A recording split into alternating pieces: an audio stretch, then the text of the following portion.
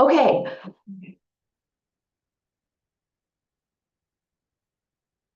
Jesse and I are very happy to welcome you to the International Macro Finance Data Session. We have some really cool new data sets along with the papers that they're adjoined to. So the times vary a little bit, but we will allow authors to answer questions as they would like. So, they control their own time, but Jesse and I will let you know when you are running short.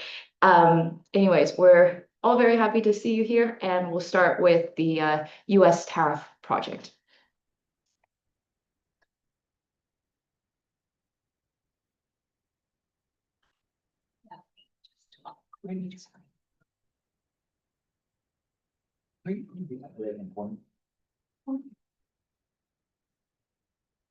You just want to click on the last.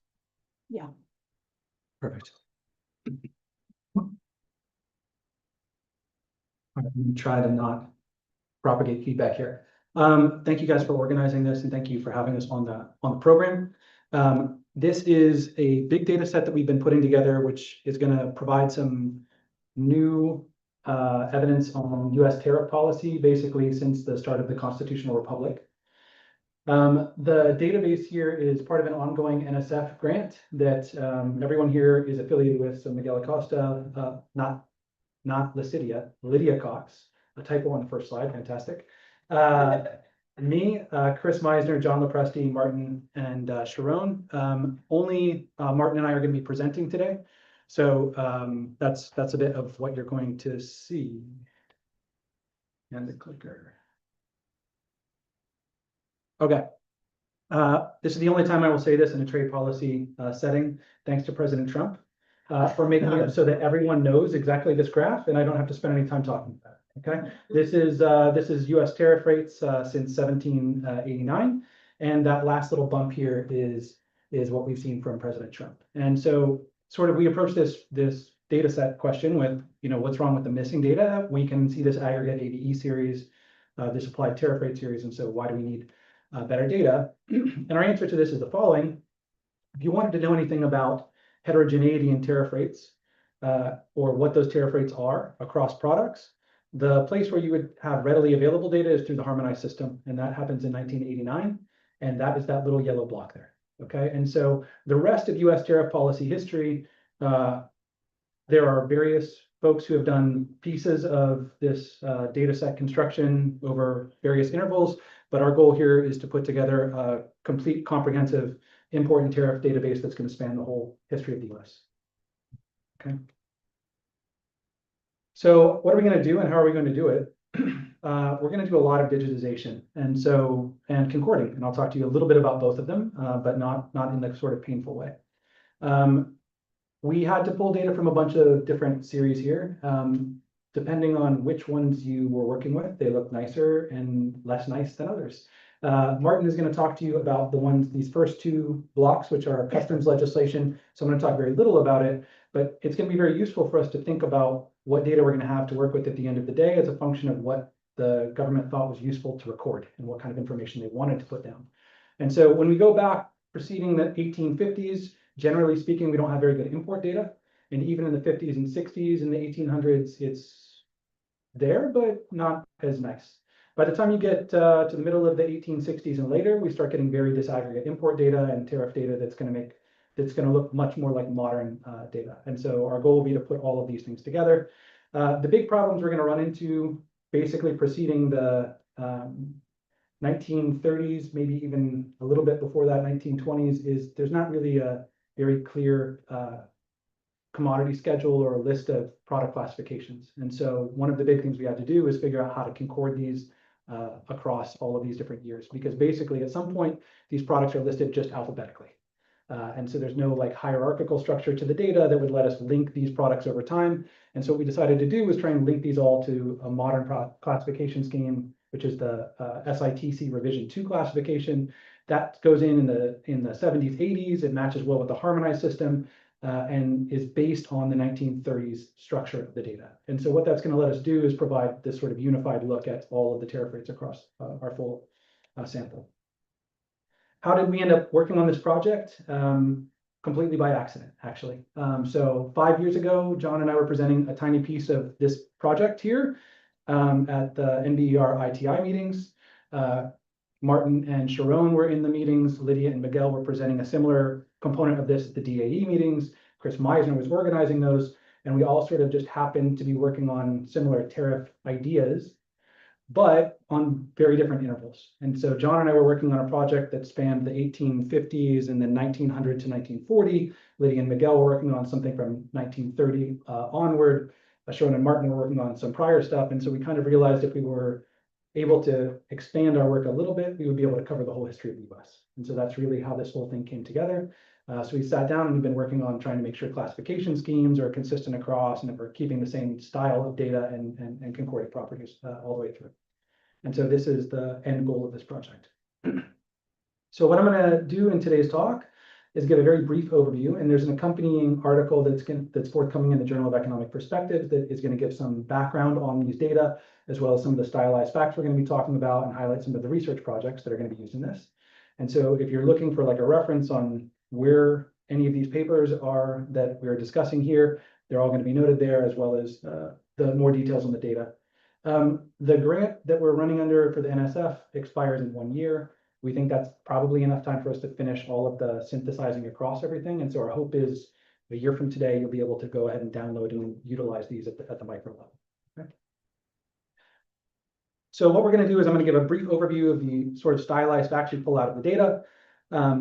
My component of this research agenda with John has largely been focused on what we can do with these data in terms of causal inference and thinking about quantifying trade liberalizations. Martin is going to take a very interesting but a very different approach, which is what's the data generating process? Like, where do we even get the tariff structure, the tariff code from?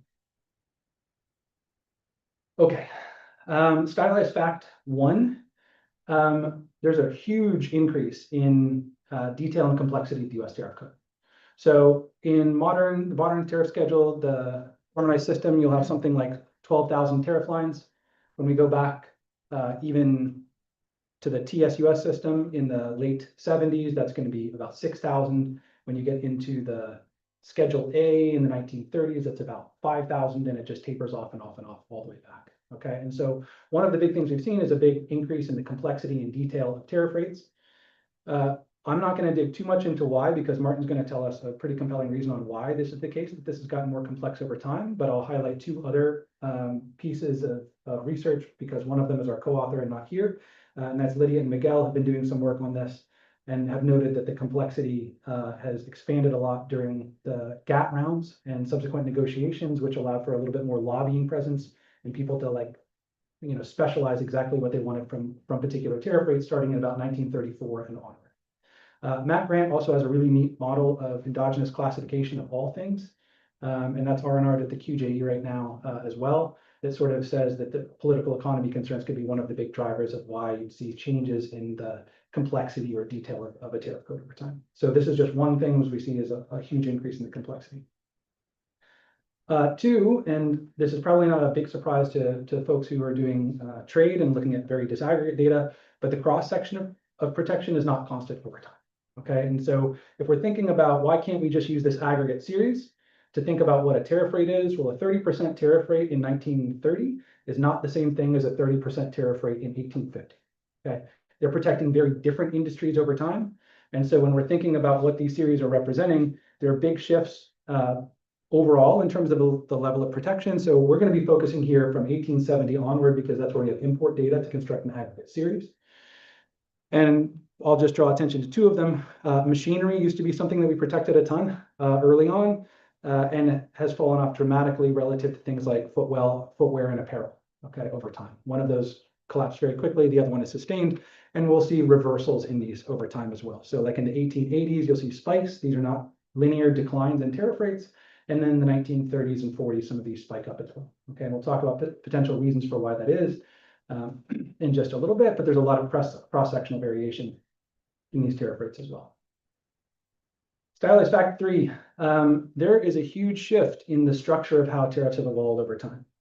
So macro and trade economists, we like multiplicative models because when we log linearize them, they're easy to work with and solve.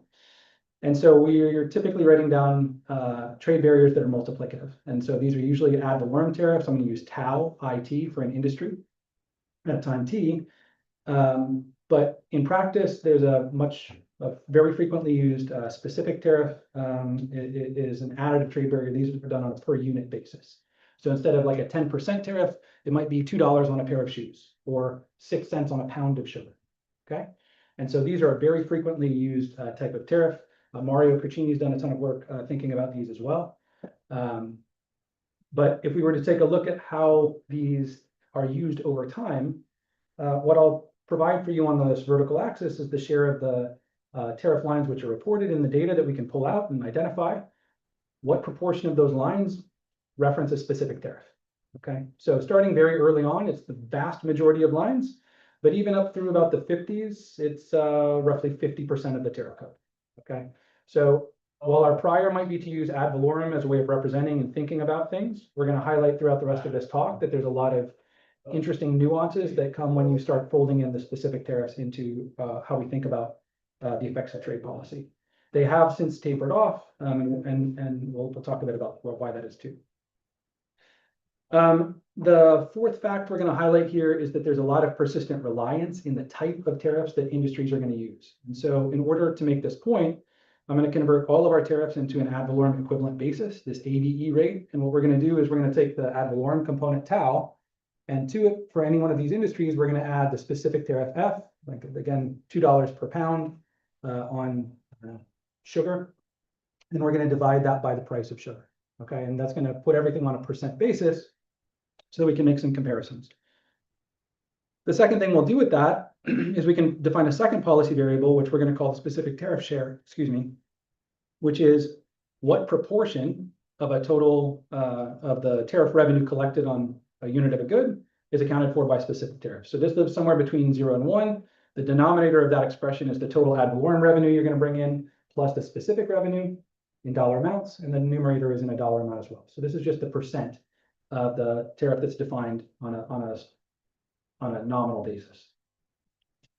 And the stylized fact 4 we're going to point out here is I'm going to show us 2 lines. The first is the blue line, which is the applied tariff rate. This is what we commonly think of as characterizing tariff policy. And the red line is what share of that is actually defined in terms of specific versus ad valorem tariffs. Okay.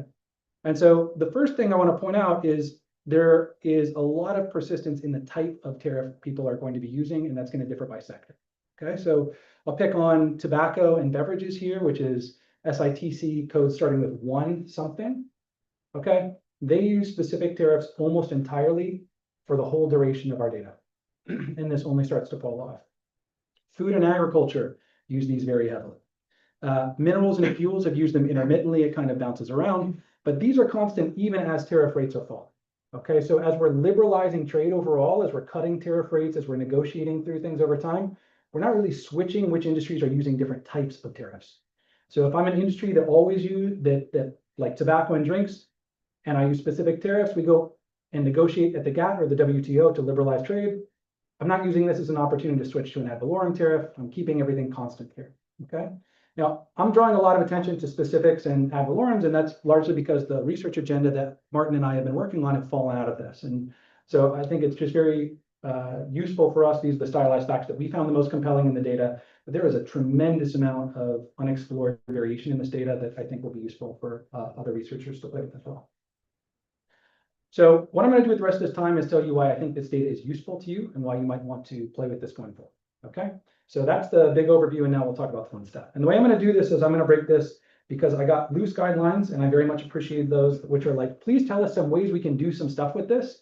And I don't know what stuff you want to do. So I'm going to tell you 3 of the things we have thought to do and give you little snippets of them. Okay, and so I want to be very clear. None of these are going to be like with 15 tables and robustness that are going to preempt every question you have.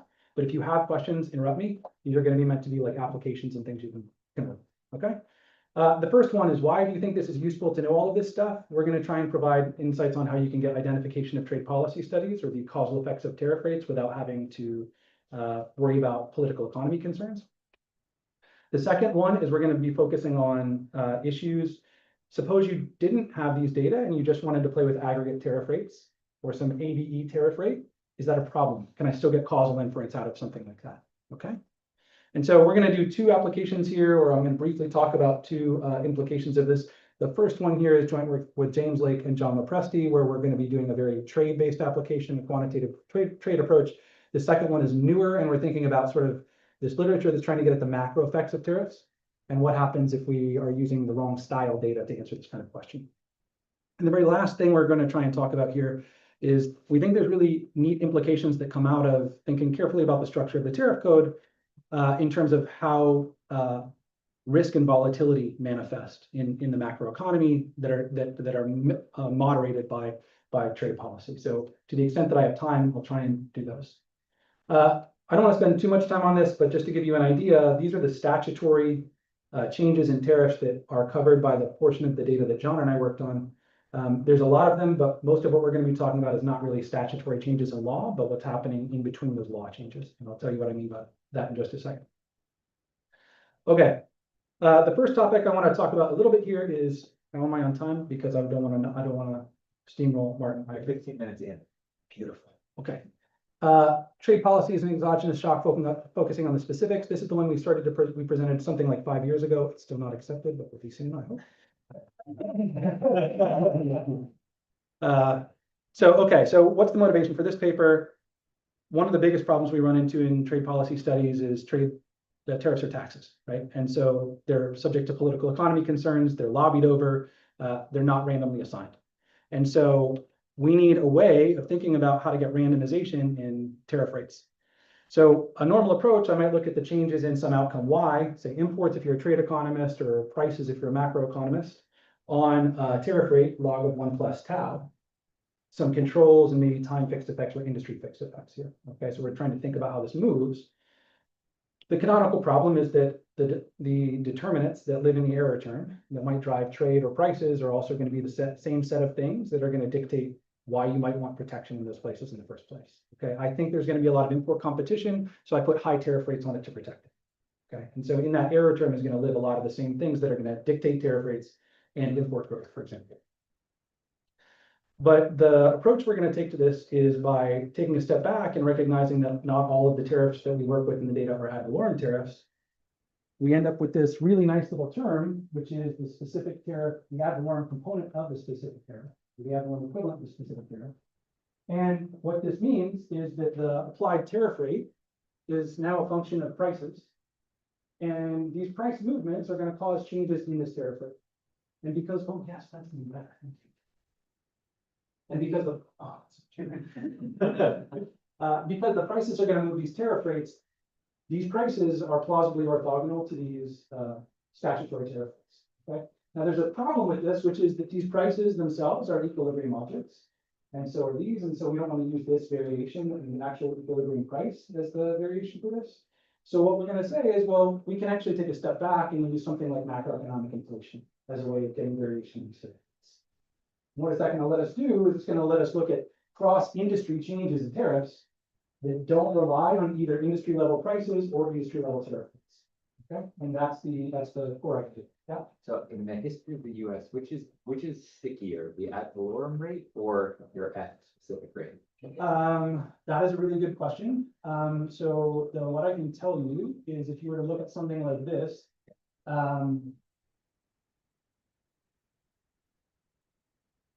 F tends to be very sticky. So like tobacco, for example, is 100% specific tariffs. And a lot of what's causing these changes are either small changes in F or price levels rising, which are going to inflate away these ADVs. Okay? And so when we look at particular liberalization, sometimes what will happen is when they're negotiating them, like during the Tokyo round of the GATT, they don't negotiate tariff changes on the specific tariffs, because price levels either have done a lot of liberalizing already or are expected to going forward. Versus we have one. Can I ask something that's just like a very general question, Yeah. which is like is Oh, enforcement of tariffs relatively constant over time?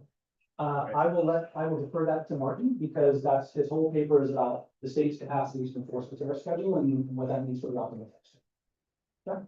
So the core idea is this: if I look at tariff schedule in say 1900, barley is priced on barley is 50 cents. This is the price X tariff.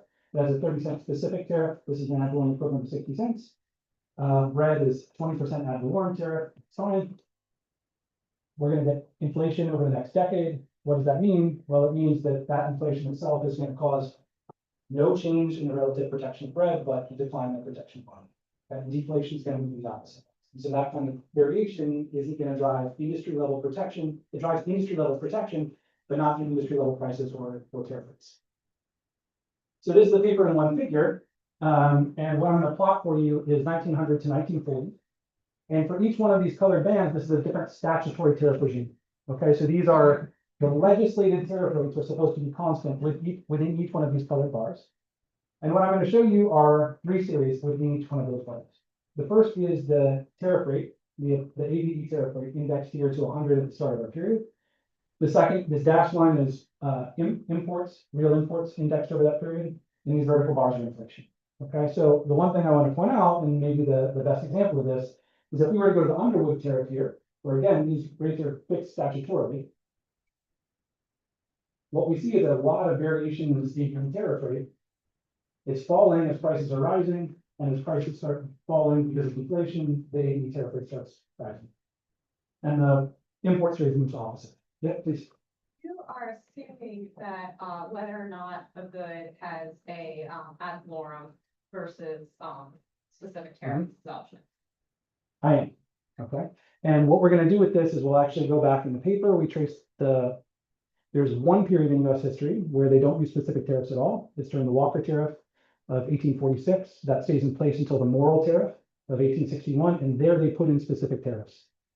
And so what we'll do is we use the Morrill tariff specific tariffs as a way of saying, well, this was determined right before the Civil War.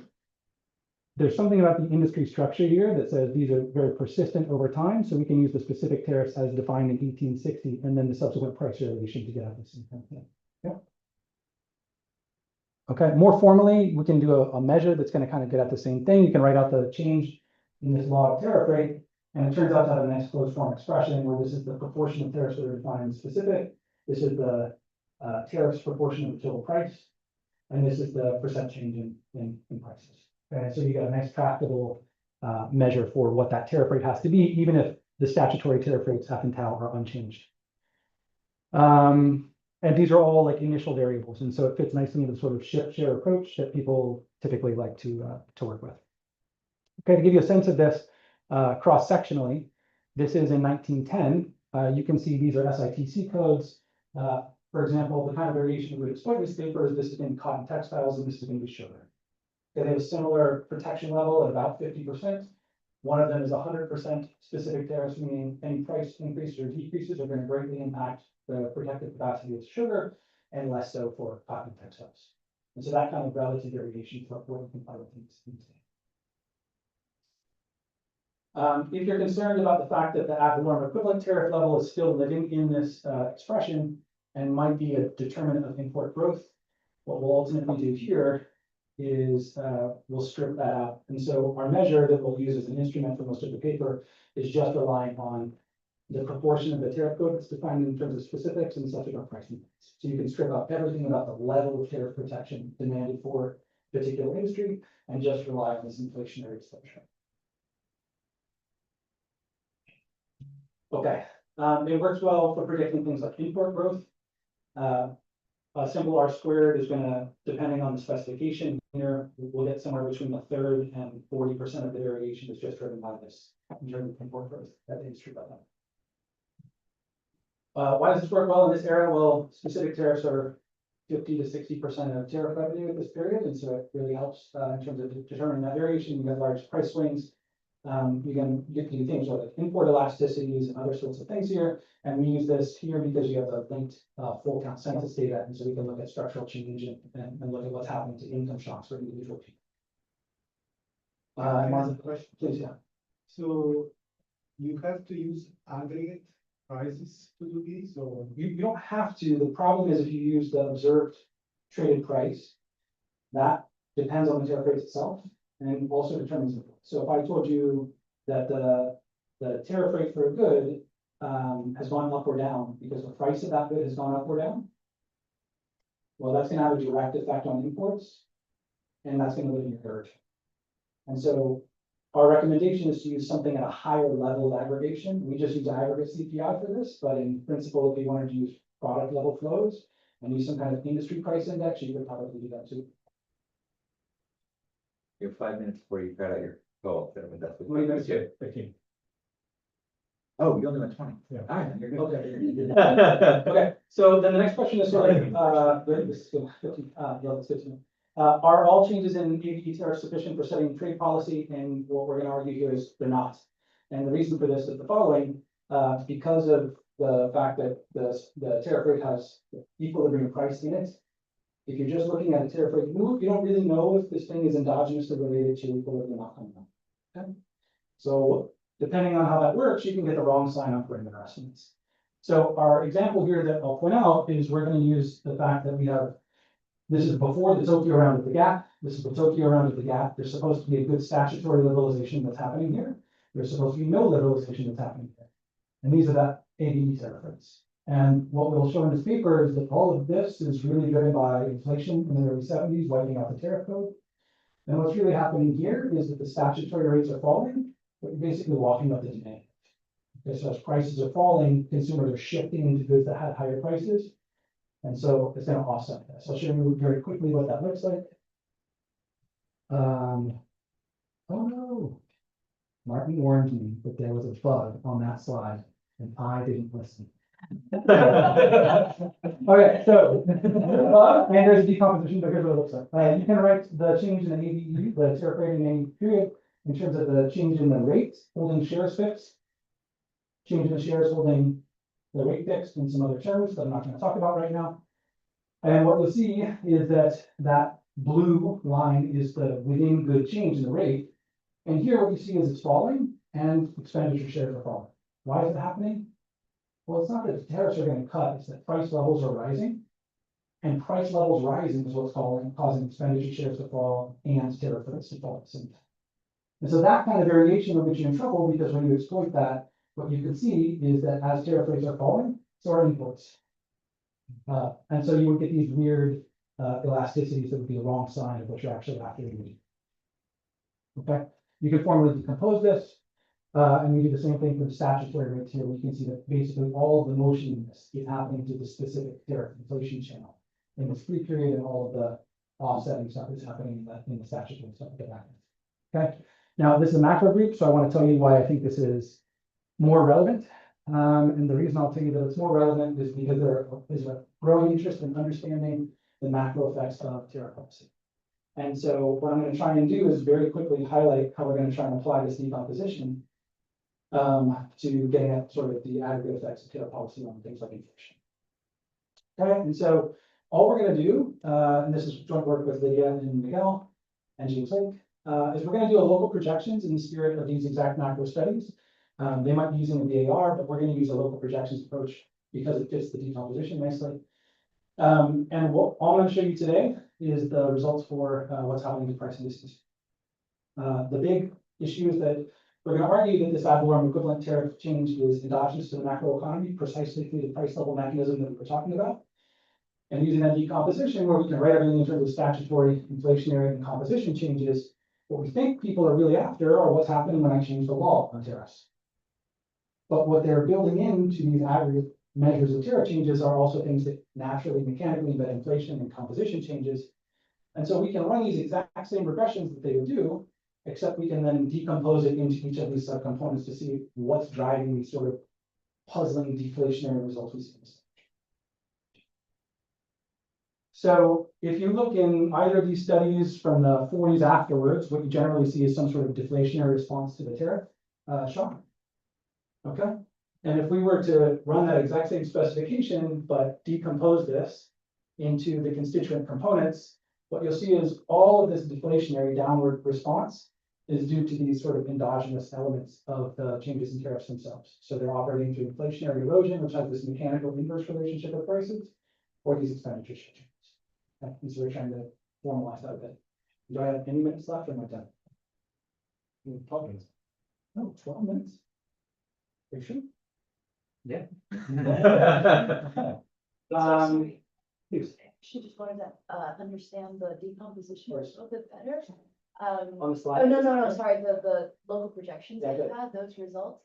And so these papers that Yeah. sort of are doing just the basic version, they're assigning their treatment effect to what you're calling the blue stuff, but actually the blue stuff looks very different. What they're assigning their treatment effect to is they'll be taking the data from the aggregate series we showed at grade. Okay, Okay, so they're looking at this grade line. okay, Okay, and what we're saying is two things. One, the trade economists would look at this and say, well, what you need to do is fix expenditure shares and say what's happening to the tariff change within, like, over some period. And what we're saying is, that's good if you think the whole schedule is ad valorem. But if it's not, then even these within good changes are driven by prices sometimes. Okay, and so the composition is gonna allow us to say, well, what we could do is we could fix shares. What you really want is the part of this blue line that's only driven by statutory tariff changes. You want to know when President Trump comes in and adds a 10% tariff to a good, that 10% thing is what's actually shocking the macroeconomy. Not the inflationary components, not the endogenous elements related to expenditure share changes. And so what we'll do is we're going to pull out within a good, so these are fixed expenditure shares, which is why they drop out of this term. You can difference the tariff rates between any two periods, and it's going to have to differ because the statutory rates where the prices differ. So that's a change in the statutory rate, or the change in the statutory specific rate, or the inflationary erosion. Okay? And so once you have the statutory micro data, you can then say, well, what you're really after typically is this, or these two terms. And so how much of the aggregate price response we see in these macro studies is because of this, or because of this, or because of this, or because of this, or because of this. Yep. But this one doesn't have the kind of identification strategy you did before, where the policy responses were still targeting goods whose prices were falling. You'd still have that, right? That thing I just showed you was just saying, we're gonna take the data as, we're gonna assume that the statutory rates as they change are exogenous. Okay, and so I don't think that's a good assessment either. Okay, it's just, we're at the stage of this paper where we're saying, if you want to try and tackle this problem, Yeah. that's fine. But there are big issues when you do that. So in the sample we used for this macro version, only a quarter of the variation in the blue line, excuse me, a quarter of the variation in the gray line is the blue line, and half of that is the statutory equivalent. Okay, so you're looking at about 15% of the aggregate variation in tariff rates is actually the variation you think you're exploiting if you're treating this as an ad valorem tariff shock. So can you go back to the decomposition of local projection? Yeah.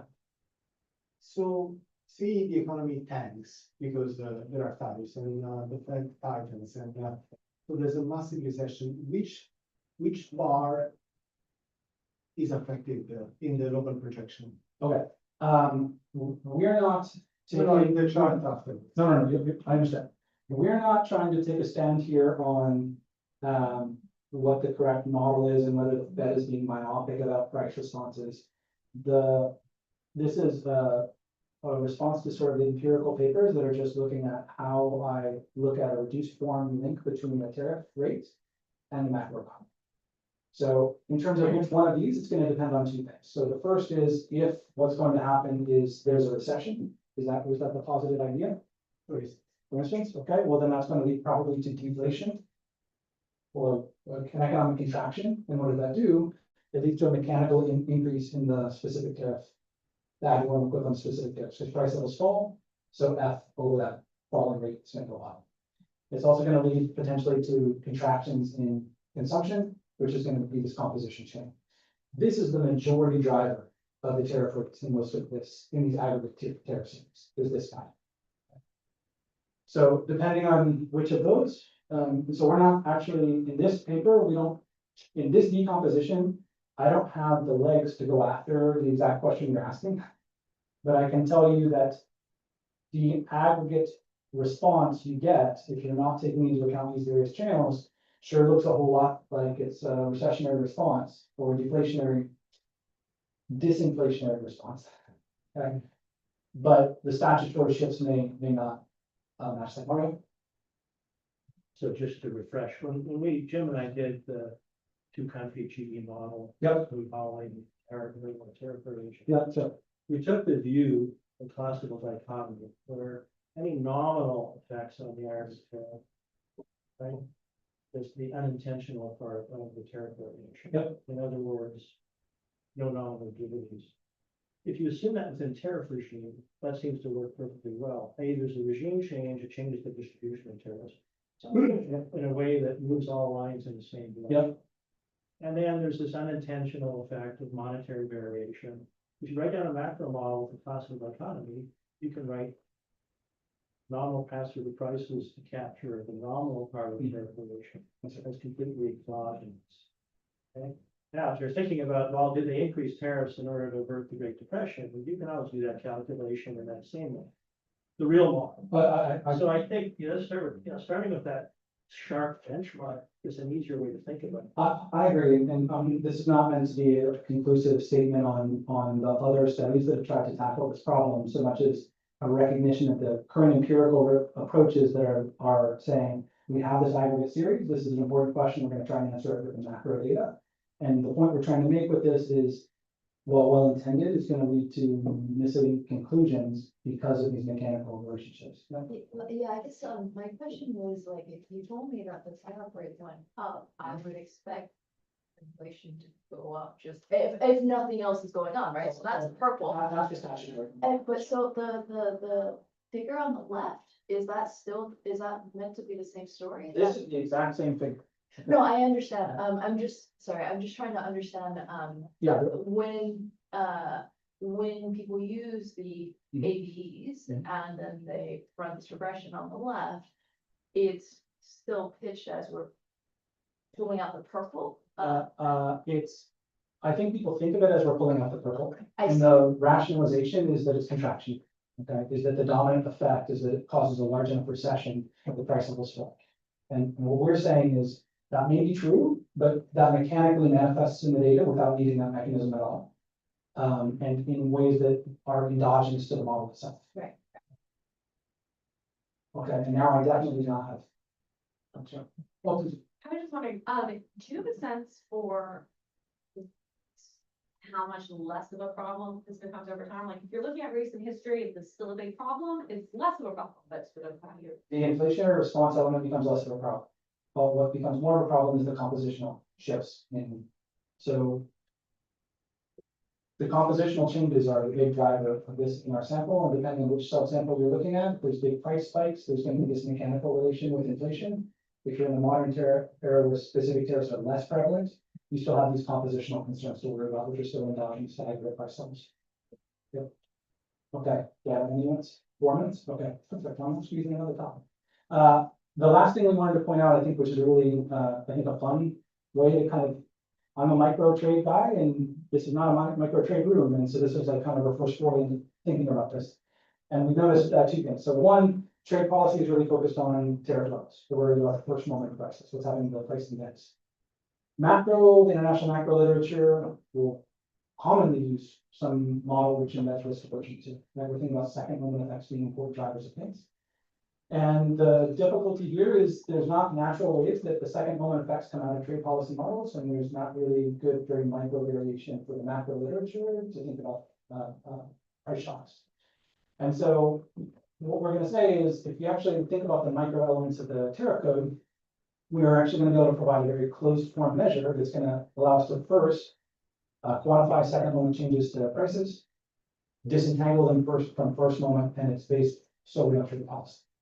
And so I think this is a nice way of thinking about how we can sort of work as more one field on the two. How does trade deal with second moment stuff? Well, there's uncertainty gets resolved literature. There's sort of, I'm going to look at a mixer regression and look at variance in residual wages. There's an uncertainty index, or I'm going to formally throw risk aversion into something. Okay. And the insight we're going to state here is, if we were to incorporate specific tariffs into the standard structure for what a tariff inclusive price looks like, you naturally actually get a mean and variance effect here. Okay, so if I were to say, here's the effect of the tariff on the price level, this is just definitionally what it is, the X tariff price plus the tariff. If I take the mean of this thing, well, I'm gonna have log of 1 plus the tariff rate, that's the first moment effect. The second moment effect turns out, if you take this analytically, is 1 minus the specific tariff share times this price markup. If you have no specific tariffs, the second moment effect is 0, right? You're taking the change in the log price. There's no separate second moment effect that's moderated because it's in logs. Basically, what this means is if you think about liberalizing trade over time, I have two goods, one is ad valorem only and one is specific. When you phase out the tariff, or you go from smooth poly to today, they could have had initial identical tariff levels. But as you get to the modern tariff schedule, because you've liberalized ad valorem trade and liberalized specific tariff trade, the mean effect is identical across both of these. But you've shocked the variance of the price distribution. And I will leave you with one graph, which is if you were to construct this measure and think about from 1930 to roughly right before Trump, this horizontal axis is going to capture for you what we think trade policy effect on the first moment of tariffs, what prices is. Okay? The vertical axis is going to give you what we would say is the second moment effect of what's happening with the variance of prices. Okay? And so what we think is there's a very large margin here to be thinking about trade policy as shocking the second moment of prices. These are very highly correlated with each other, and the rest of the paper builds a model that sort of rationalizes this and thinks about it quantitatively. And now, I'm done. Take 3 seconds.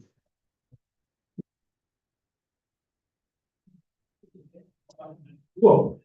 Thanks very much for the opportunity to present. This is Joy Wong sitting in the back. So two things before I get started. So first, Andrew kind of presented as like we all came together and serendipitously we all have this overlapping data sets, but that's not entirely true. A lot of it was work by him specifically and his co-authors to like wrangle us all and our own private incentives to like make sure that we're creating something that's like broadly publicly useful as opposed to like using our own concordance schemes and our own numbers and our own years. So I'm grateful for him, and I'm also grateful for the organizers for inviting us on the program as like a push to like actually get a lot of those graphs done, which were like on the to-do list, but now done. So yeah. And so a natural question that comes up, I think, when looking at Andrew's and John's various papers is like, why is the tariff code like this? Like if you think of a very simple model of trade, like the simplest model that you might think of, it's likely going to end up saying that the optimal tariff is uniform and ad valorem. And that's not at all what American tariffs really look like, or tariffs in almost any developed country. And so a natural question is like, well, why do we have these weird quantity-based tariffs and complicated tariffs across like what seem like pretty idiosyncratic goods, often goods that we don't make in the US, so it's like probably not for protectionism reason. And so I'm going to spend the next 19 minutes trying to tell you one story for why that might be happening. And in particular, the argument that we're going to try to pitch is that capacity and the ability to enforce tariffs is an important driver of the way the tariff code is designed. Why is that? Because policymakers are well aware that when you charge an ad valorem tariff, importers are going to cheat on values. They're going to say the value is a little bit less than it really is. These are international invoices. It might be easy for something to get lost or something to get mistranslated, especially 100, 200 years ago. And so policymakers are well aware that they're going to get less than they expect to get as a function of the true underlying price. And so you can charge quantities. Quantities are much more verifiable. I can count things. And so that obviates that problem. But the problem obviously is that when you charge a specific tariff, has already come up, like you're going to distort relative prices. If we just had one uniform specific tariff, like I don't know what the unit would be, like weight, I guess, volume, like something insane, and you'd end up charging effectively super high rates for what are cheap goods and super low rates for expensive goods. You wouldn't want to do that. And so, yeah, you can solve that problem as well by then having a complex tariff code, by having different, relatively narrowly defined partitions of the kinds of objects that are coming into the country. And then maybe within those narrowly defined partitions, there's not as much variation in prices. But once you start doing that, now you start opening the door to lying again, as we've all seen in the last few years, where once you start saying you're going to charge different tariffs, something coming from China versus something coming from Vietnam versus something coming from Mexico, all of a sudden, you have to be very careful about how you define these goods. Otherwise, importers can start lying to you again and start cheating the tariff. Okay, so this is kind of the concern that policymakers have, is that no particular tool is ideal. And so we're interested in understanding how this shapes what the tariff code should look like. So our data is going to look a little bit different than the data for the rest of the project, because it actually takes a long time before like some absolute genius figures out the concept of like the classification scheme. And so the earth, like genuinely the smartest person who's ever lived. And so like at first the tariff code is just like a bunch of words, and like poor customs officials are like constantly having to write to each other to be like, okay, like does someone have like a list of these words so we can at some point like figure out what the tariffs are? And this is the kind of thing where it's like part of the way the project started was like us having to do the same thing and being like, wow, this is really hard. It must be really hard to keep track of a bunch of different tariffs over time. And so just to give you a sense of what this looks like, you know, we showed you the kind of increasing complexity. What does the increasing complexity look like? Well, if you're importing a carpet into America, in 1789, the tariff it gets is basically like everything, it turns out, has the same tariff. It's a very simple tariff code. But over time, it gets progressively more and more complicated. Eventually, carpets gets their own thing, and then different kinds of carpets gets their own thing. And so that's kind of the way complexity happens as we start defining, you know, Venetian carpets and ingrain carpets and shrivel ingrain carpets.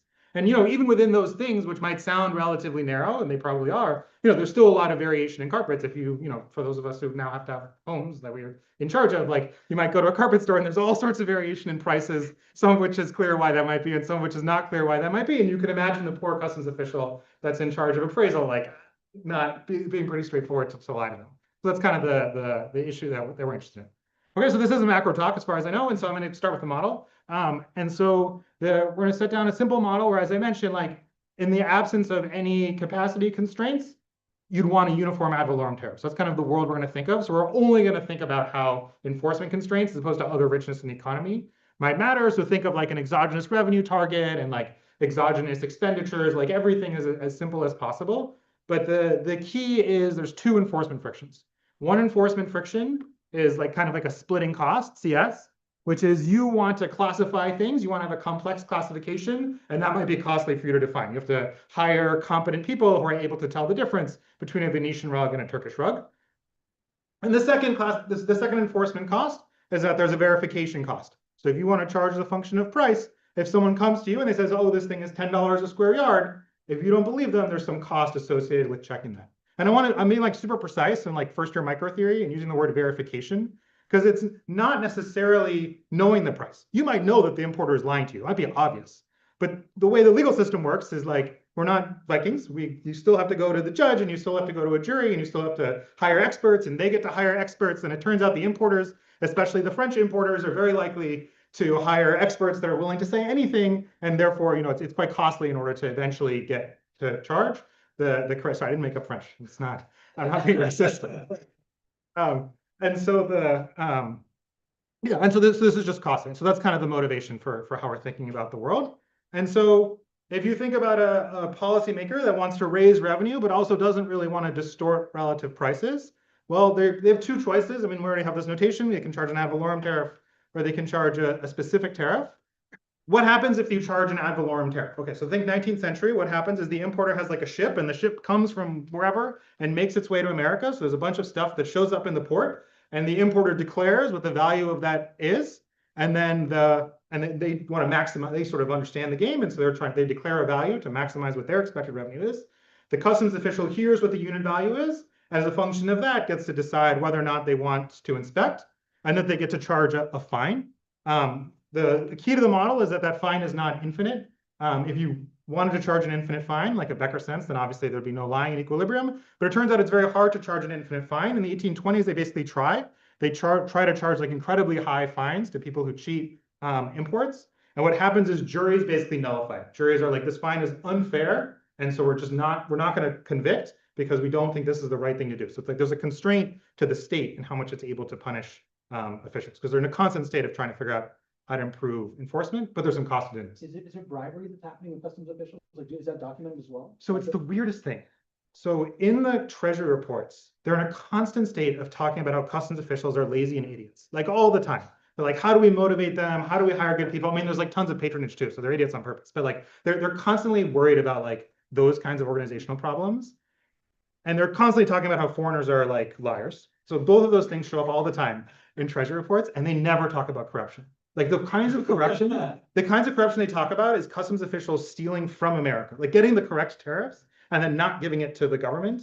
They like never once does it show up, this idea that like an importer would bribe a customs official to look the other. It's weird because that's not at all the modern experience in many countries around the world, but like that just doesn't seem to be a concern. Yeah. Okay. So it turns out this game has a unique equilibrium. The unique equilibrium is that the importer shades down by like a constant dollar amount, where you can kind of think what the constant dollar amount is. Well, the importer knows that the government has to pay some cost of the judges and lawyers' time. And so I want to shade down by just the right amount. So make you indifferent between like hiring the judge and the lawyer and not. So that's a fixed amount, as opposed to a proportional amount, which is like a casual way that lots of people model evasion of ad valorem tariffs, is like shade down by like 10, 20%, something like that. It turns out that's not the equilibrium of this model. It also doesn't seem as policy relevant because if I know you're shading down by 10%, I can just raise the tariff by 10% and then whatever, I don't actually care. And so it's really this like level shift, which is going to lead to ad valorem tariffs not being the ideal thing to implement. Okay, so that's what the equilibrium of this game looks like. Let me show you what that's going to how that's going to matter for the relationship between raising revenue and price distortions. So this is the like textbook thing. So suppose you could perfectly enforce an ad valorem tariff. As you want to charge more and more, raise more and more revenue, that's the x-axis here, you distort prices more and more and more, just because it's harder and harder to get that extra dollar revenue. In a world where there's evasion, it's just a level shift. Why is it just a level shift? Well, suppose you wanted to raise like 1 cent of revenue. Suppose you wanted almost no revenue at all. Well, if you charged a really small ad valorem tariff, the enforcement cost to actually collect that would outweigh the very small amount of revenue you're getting when people actually pay the tariff, and so you get negative dollars. And so the only way to get positive revenue is to charge like a discretely positive tariff rate, whereas in the sort of optimal case, you can charge a 0.001% tariff if you wanted to. So you have to charge a discretely positive tariff in order to raise any revenue at all. So that has like a discrete distortion on the price index. But then once you're raising revenue, it's just a shift. The growth rate of the price index with response to revenue looks exactly like it does in the undistorted case. What happens with specific tariffs? Well, as we already discussed, specific tariffs distort relative prices. So if you charge a really, really low specific tariff, it like proportionally doesn't matter, like 0.000 whatever, it's like nothing. And so for tiny, tiny amounts of revenue, specific tariffs and ad valorem tariffs basically distort the same. But as you start charging higher and higher specific tariffs, now all of a sudden the effective price on the cheap variety is super high, the effective relative to the effective tariff on the expensive variety. And so you can start seeing that depending on what your revenue goal is, if your revenue goal is low, the specific tariffs distort less than the ad valorem tariffs you have to enforce. And the other way for if the revenue goals are high. Okay. So that's one prediction of the model. So if you believe that enforcement costs are relevant for the way policymakers think about the world, then one prediction is going to be that if you want to charge low tariffs, you want it to be effective tariffs, ad valorem equivalents. You want specific tariffs, and if you want to charge high ones, you get ad valorem tariffs. It turns out this model has a variety of other predictions. Let me walk you through a couple of them. So one is this model also has predictions even within ad valorem tariffs. Why? Well, suppose you're importing something into the United States that's cheap, for whatever reason with an ad valorem tariff. Well, the enforcement cost is quite high relative to the tariff that you get, not because the tariff rate is high, but because the underlying value is high. And so what the planner wants to do is the planner wants to tilt consumption away from this thing that's relatively expensive to verify. And like the government wants us to buy diamonds, it doesn't want us to buy feathers, right? So even within ad valorem tariffs, this model has some implications for what kinds of goods get what kind of tariffs. But of course, using the same logic, if a good is cheaper, either you want it to have a high ad valorem rate or you want it to have a specific rate. Because if it has a specific rate, you're willing to swallow the like price distortion to not have to pay the relatively high enforcement cost for something that's not worth very much. And then finally, because what specific tariffs do is they distort relative prices, the more prices vary, the more there's price variation across varieties within a tariff line, the more the specific tariff is going to distort. And so the relatively worse it is. And so if the model is the right model of the world, what the planner is going to do is it's going to charge specific tariffs on things that have relatively limited price dispersion within the category. Okay, so those are like a bunch of cross-sectional predictions, which we can take the data that we've already shown you and be like, okay, now we have a bunch of rich data on like what kind of complexity there is and what kinds of goods are getting specific tariff, and we can see if the model's predictions, some of which I think are not that intuitive, are hold up or not. The other thing that we can do with the models, we can say, well, obviously the tariff code has changed. That was the main focus of what Andrew was presenting. Like, there's been huge increases in the complexity of the tariff code over time. And so probably we think state capacity has improved as well. There's been huge investments in hiring new workers and training new workers and in buying equipment in order to be able to evaluate certain things. Like, at some point you're inspecting carpets by hand, then you get a magnifying glass, you can start getting density a little bit better. But what does state capacity improving mean? Well, it could mean that where you're getting better at is classification, that the thing you get better at is defining what different goods are, or it could mean that you get better at verification. Either one is like conceptually plausible. I don't like necessarily have an ex-ante view, and probably neither do you, of like, as the customs officials get more competent, are they better at figuring out what something is, or are they better at verifying what its value is? Okay. But it turns out these have opposite implications for how the tariff code should evolve. Why? Well, I think the easiest one to see is, suppose you get better at splitting, then obviously you're going to do more splitting because splitting is valuable. And then once you've done more splitting, now you have narrower categories. These narrow categories have less variation in them, and therefore specific tariffs are more desirable. Whereas if you get better at verification, you want fewer specific tariffs. And if you want fewer specific tariffs, the value of creating these narrow categories is smaller, and so you do less of it. So we can find out together. I mean, I already know, but you guys can find out together, what the evolution of the tariff code looks like, and whether it looks like the left column or whether it looks like the right column. Okay, so in the last few minutes, let's run through it. So the first, as I already showed you kind of in the model, we can classify goods by what their ad valorem equivalent rate is. And you can see very clearly that goods that have low ad valorem equivalent rates, this is in data from 1789 to 1842, but it turns out to also be true in the US 1980s. These are the goods that are much more likely to be specific. Once you start getting to goods that have relatively higher rates, you're much more likely to have ad valorem tariffs, again, because in our model, you don't want to be paying these enforcement costs. Even within ad valorem tariffs, as Andrew mentioned, the data here is like a little sketchy, but even within goods that are getting ad valorem tariffs, the more expensive ones are getting lower ad valorem rates. This is also true of the US in the modern period. We can also take advantage of this like cool feature of the data, which is like, we know exactly what's written and we know what the good is. And sometimes what's written is carpets, and sometimes what's written is like treble ingrain carpets. And so we can kind of categorize goods as, what does the tariff code write about them in like a super disaggregated way, or does it write about them in a relatively aggregated way, where the idea is if it's writing about them in a super disaggregated way, then maybe there's not as much price variation underlying whatever that that label is, like the thing that's written in the tariff code. And you see exactly that. When the thing written in the tariff code is describing something that only captures a very narrow set of goods, then it's much more likely to end up with a specific tariff than it is with an ad valorem tariff. Okay, the fourth prediction, which is that cheap goods are more likely to have a specific tariff, which you just can't do in the 19th century at all, basically, but we can do in the modern era, and it looks unbelievable. So like almost practically linear. We were really worried because like we spent all this time. We were really worried because we spent all this time like putting together 19th century data, and like, oh, we can't test this at all. Like now we have to use his data. Like his data worked for his purposes, but like it wasn't designed for us. But it does actually work. It works for him too. And so yeah, so you see that the cheaper goods are way more likely to have specific tariffs.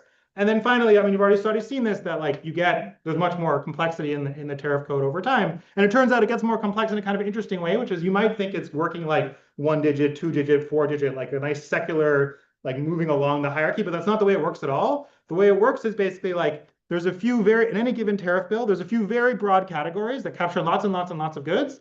And then they like a bunch of really super disaggregated things. So even in 1789, where there's only 100 different labels that show up, like half of them are like kinds of wines or kinds of tea. Like there's 14 different kinds of tea, all of which have their own tariffs, and then all other goods. So like that, but then once you have a really narrowly defined kind of tea, you can give it a specific tariff. So that's our story for what we think is going on. And then I'll finish with this. So the share of specific tariffs, so that's like the key thing, like, are we getting better at splitting costs? So the share of specific tariffs is broadly increasing over time, which again is consistent with this view that what you get better is you get better at verification costs. There's this weird kind of twist that you probably noticed when I said it's very broadly increasing over time, which is that the share of specific falls in the 1830s and then rises again in the 1840s. Turns out this is also consistent with our model. Why? In the 1830s, South Carolina threatens to not enforce tariffs at all. And so this is a bit of a crisis. And so in response to this, they've dramatically simplified the tariff code. And once you've dramatically simplified the tariff code, well, there's not as many lines anymore, and so you can't have that many specific tariffs. And so like the capacity is there, but like the political will isn't there. And then eventually we stop caring. And so in 1842, we have a complex tariff code again, and you see the specific share jump up again. So thank you very much for your time and attention. Our goal for this broad project involving 7 people and like a cumulatively 100 human years of work is to characterize and motivate the patterns of tariffs. It turns out there's like way more cross-sectional heterogeneity than we anticipated. There was a way higher reliance on specific shares going through much later than any of us had anticipated. And so the goal of the project, and we hope that all of you are interested in as well, and we're happy to chat about the data, is to understand the drivers and the consequences of these patterns. Thank you very much. Thank you so much. We'll be back in 2:15. Good job, man. No, it was awesome. That's so good. Yeah, sir. Oh, no, thank you for the chance. No, really good. That. You can get the. I remember when you were going. Sarah, oh, no, you did that 9 years ago. It's just taking a long time. Well, it's funny, because, you know, 5 years ago when we presented it, so it was mostly in shape for us. So a few years before that, the trip and clear together and. Well, that's like, yeah, about this. 2 more years before we were like, okay, it's finally ready to go. Now we're in that I, so it's obvious.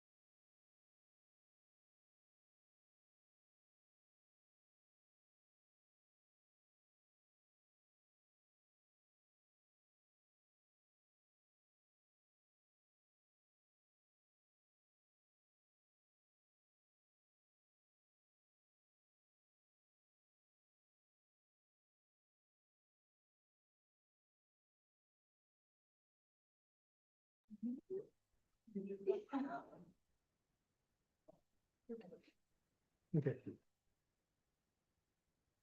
All right, we're very happy to have Matteo Iacoviello here, present the AI GPR index. You have 30 minutes. Thank you. What do you want to do? Oh, minimize this. Okay, that's the smallest it gets. And that's what the page numbers are, but okay. This is a joint work with Jonathan, who's also here, and started about a year ago when we thought we were at the frontier with AI, and a year has passed, and everything has changed. But let's see. Yeah, so let's see what we got. So as a background, there's a long tradition in macro trying to quantify hard to measure phenomena using a text. And the early generation started doing so using newspapers. One famous example is, for instance, Baker, Bloom, and Davis Economic Policy Uncertainty Index. And later on, we did some work with Dario creating the GPR index, more on this below. Now, the early generation that was using text to construct data was often using words or combination of words. That is, to measure economic policy uncertainty, you will look inside the newspaper article for the simultaneous occurrence of economic policy and uncertainty words. Or in earlier work with Dario, for instance, whether the word war would appear within proximity of words such as begin or risk, or the same for terrorism or terrorist, and so on and so forth. Now, these approaches are extremely popular. Unfortunately, one limitation of them is that, as you can imagine, a dictionary-based approach cannot easily tell whether war in an article means a real war that's taking place today vis-a-vis a war that takes place just in a movie, or a retrospective on a war that took place 50 years ago. You can obviously cook a little bit the algorithm in order to exclude some of these things. But in general, some of the algorithms are limited in the simplicity of the data you can extract from them. Of course, large language models change all of this. You may have heard about them in the last couple of years. A large language model can better than increasingly better over time, can read articles, understand their meaning. Obviously, the way in the good old days a research assistant would, but obviously at a scale that by now is impossible for humans. So now we can basically revisit some of the earlier projects and measure the same concepts, but using approaches that word counting simply cannot do. So this is what we do here.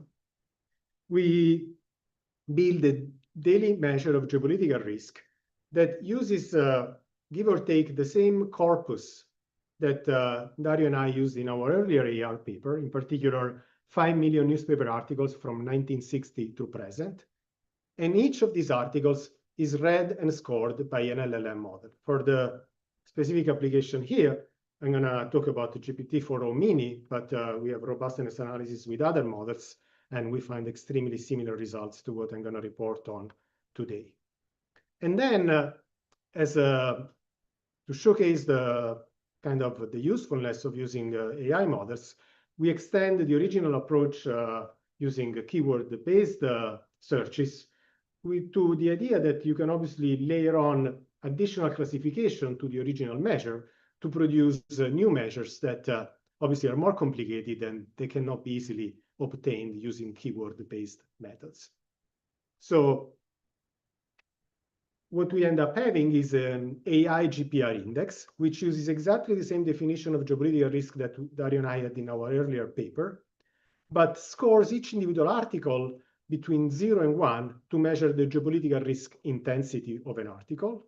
And then obviously this can be done, the LLM model reads every newspaper article, scores all of them, you sum all of them within a day, and you get the AI GPR for that day. And then, of course, you can aggregate at any lower frequency you wish. And the applications we show, we are going to show a distinction of geopolitical risk between threats and acts. That is, does the measure of geopolitical risk that we capture measures the threat of adverse geopolitical events or their realization? We can construct a measure of geopolitical risk that's specific, for instance, to the oil market, or in particular, whether an article that talks about geopolitical risk also mentions the potential for disruptions in the oil market. And in another application, we can go granular at the level of countries, which is particularly interesting for downstream applications that have to do with international trade and finance. And in particular, the LLM model can read an article, tell us whether it mentions or not geopolitical risk, and tell us which actors are involved, which actor started a war, which actor was trying to respond, which country or actor, again, was just a part of the fallout of that event. And you will see the potency of this approach once I show you some charts. So how do we do this?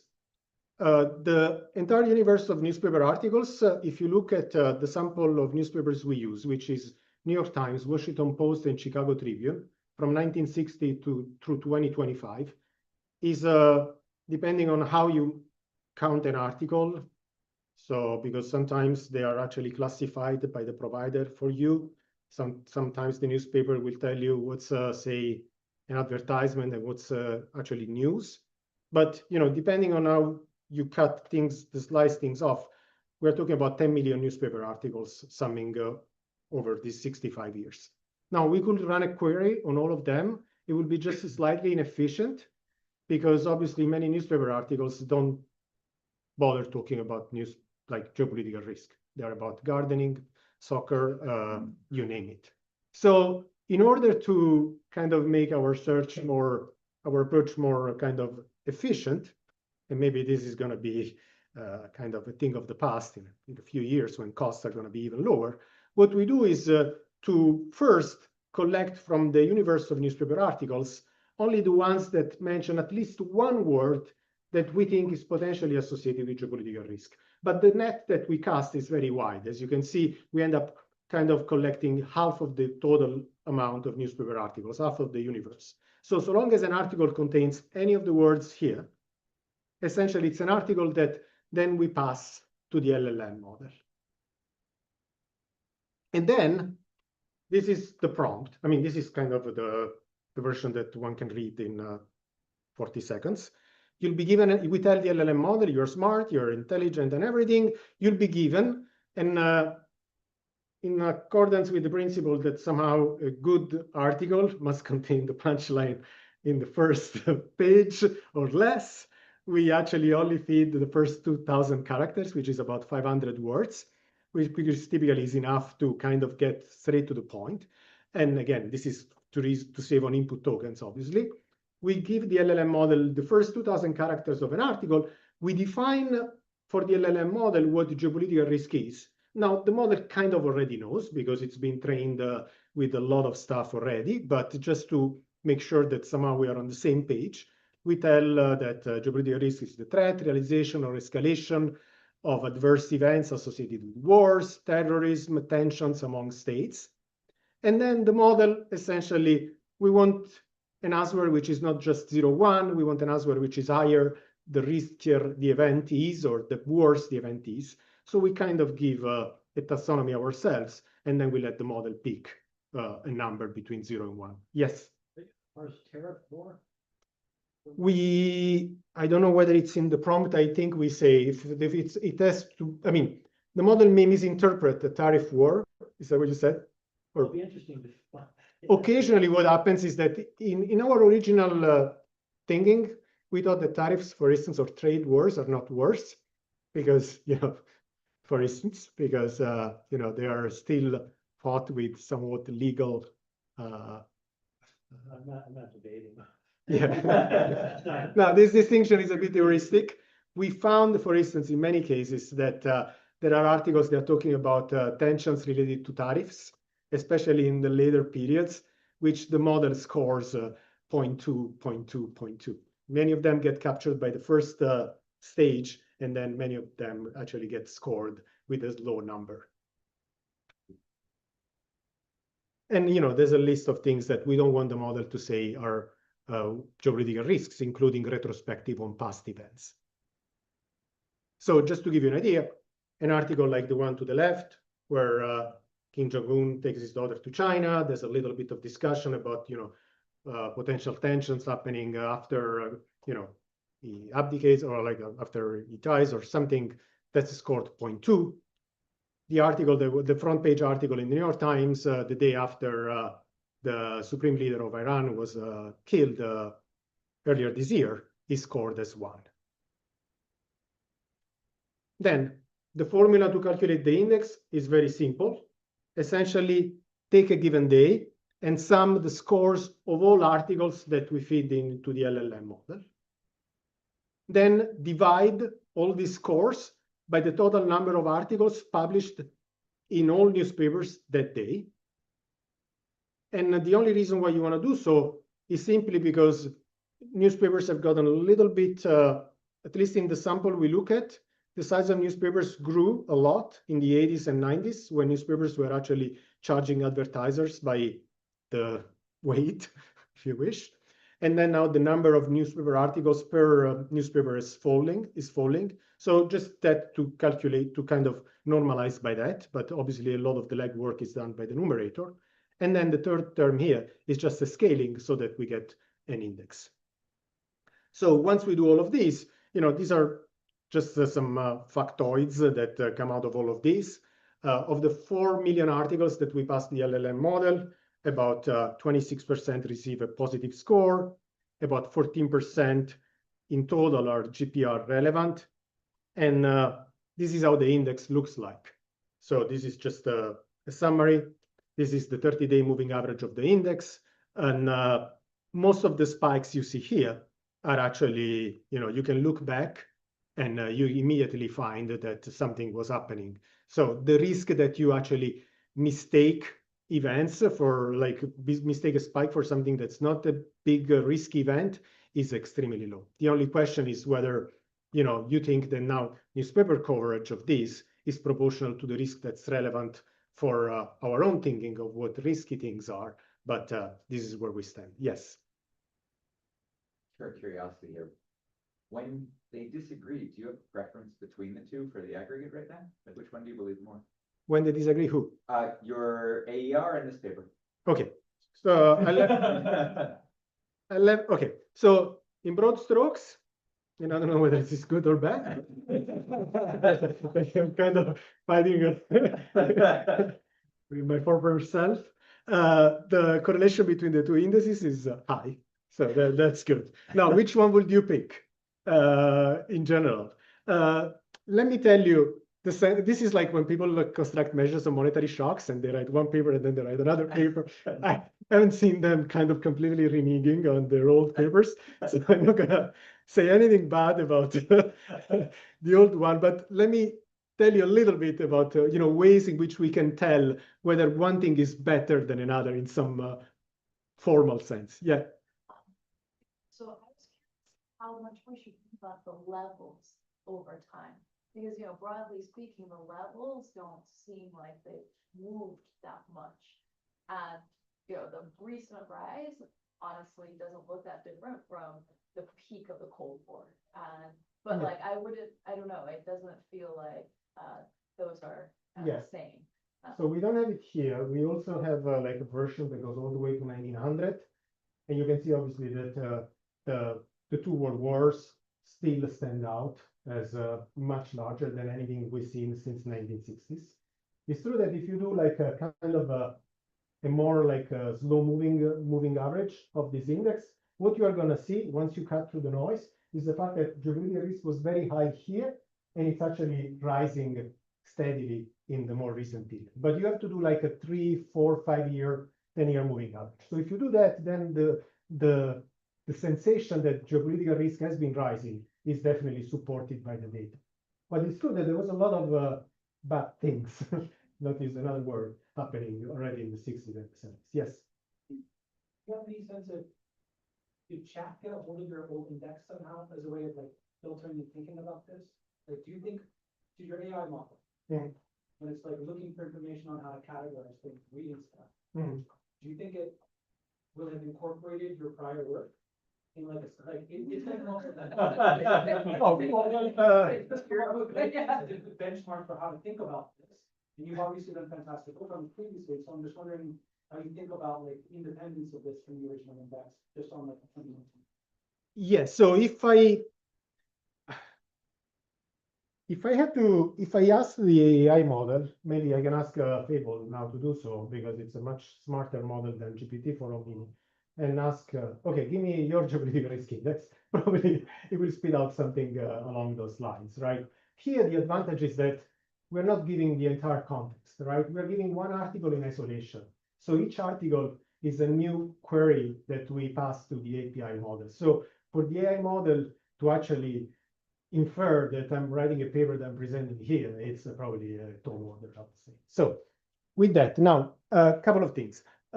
Going back to the issue, which one is better? So again, in recent, if you look at more recent periods, one thing we noticed, for instance, consistently, that newspaper articles are written somewhat better now than already 30, 40 years ago. In the sense that, the articles are much more linear, they get to the point, they like a paper, like summary, and then they expand later on.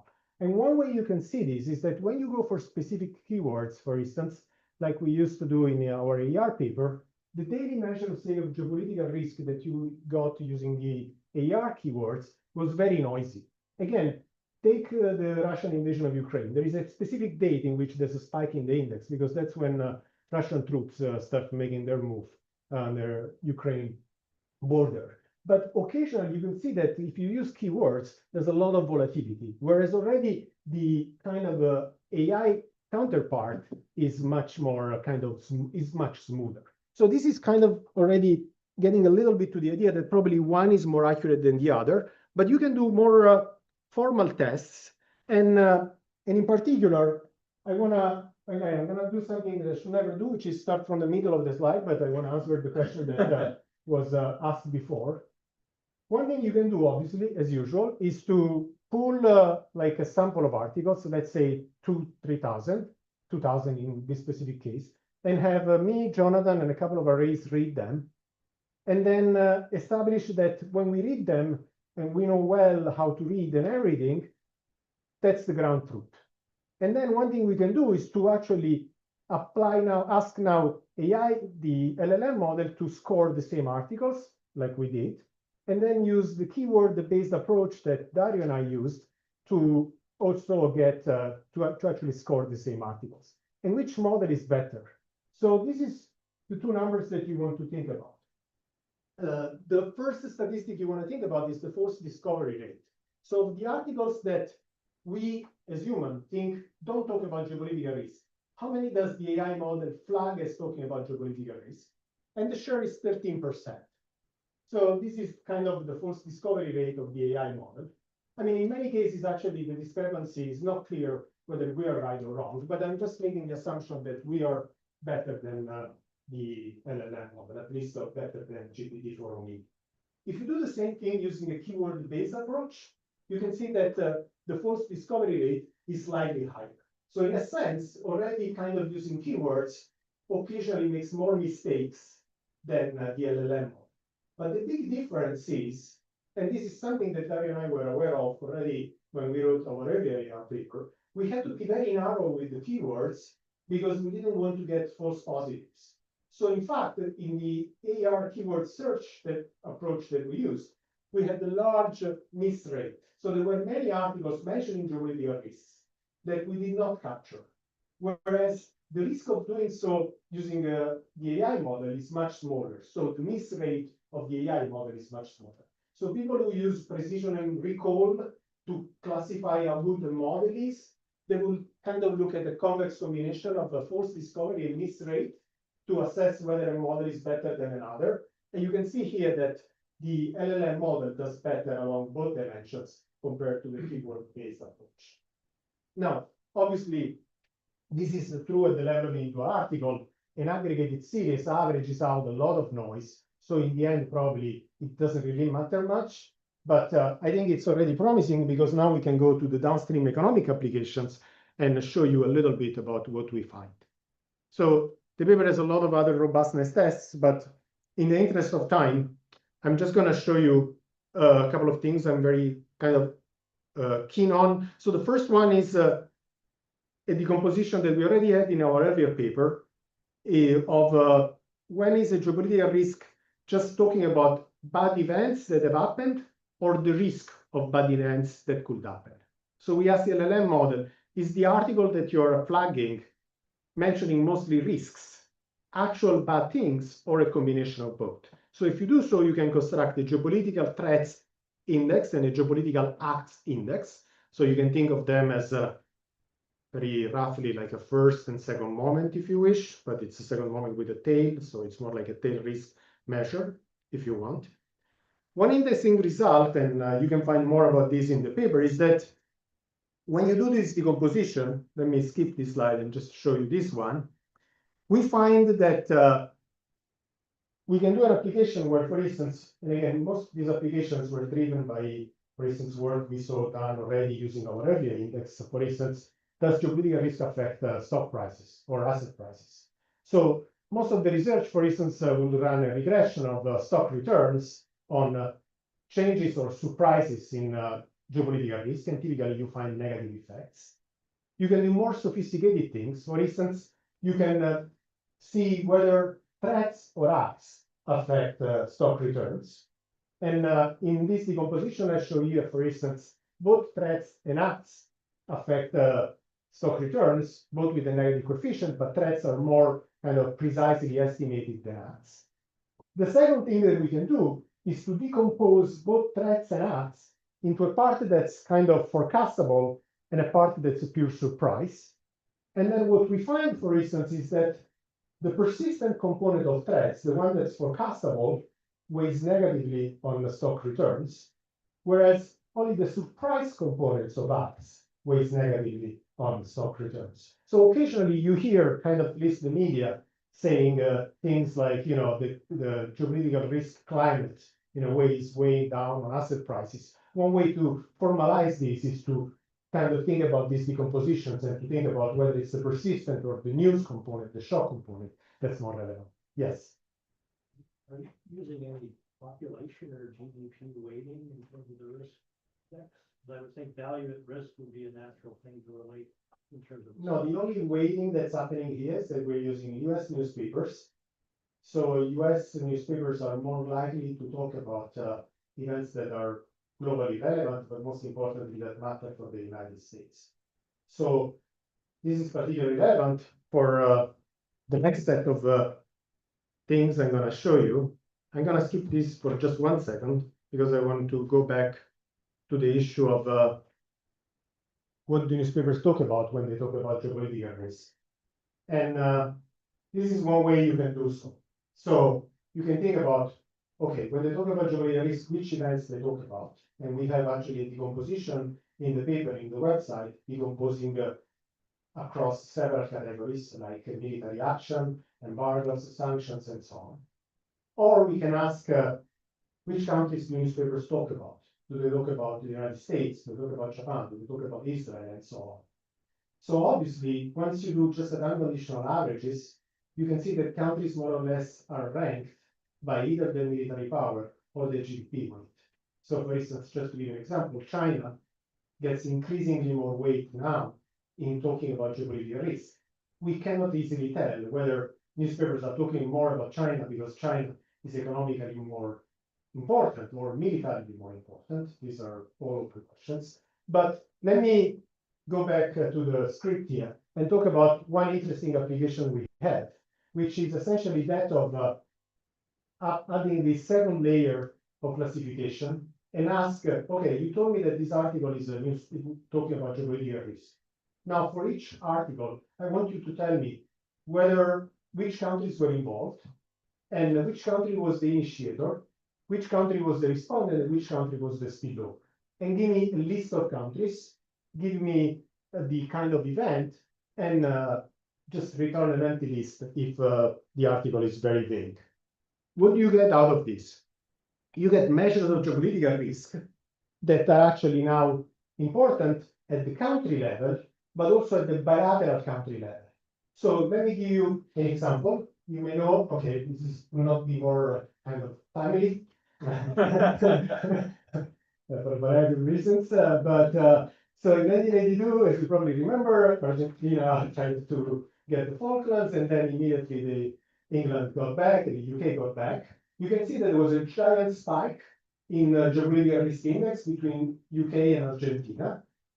The scale, the way we constructed it, is kind of as a share of total geopolitical risk during that period. So you can kind of already get an idea of how many articles that period, if you look at the total geopolitical risk index, were mentioning this subject.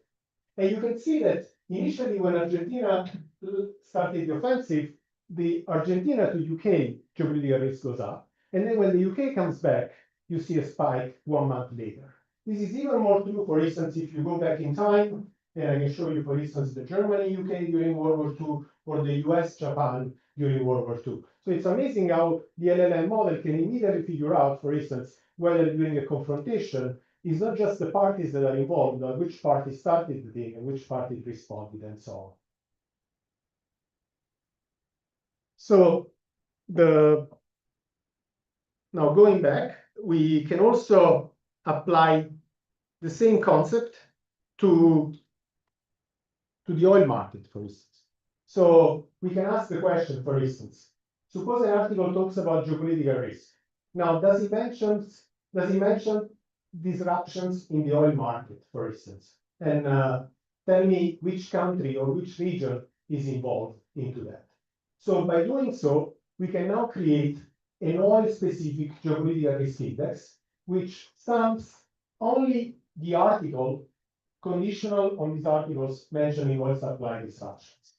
When we do so, we get an oil GTR index. So before you could correlate tariffs with imports. Now obviously you can correlate this thing with oil prices. And you can see that during this, there is a lot of situations in which spikes in oil prices were actually associated with the spikes in kind of adverse geopolitical events.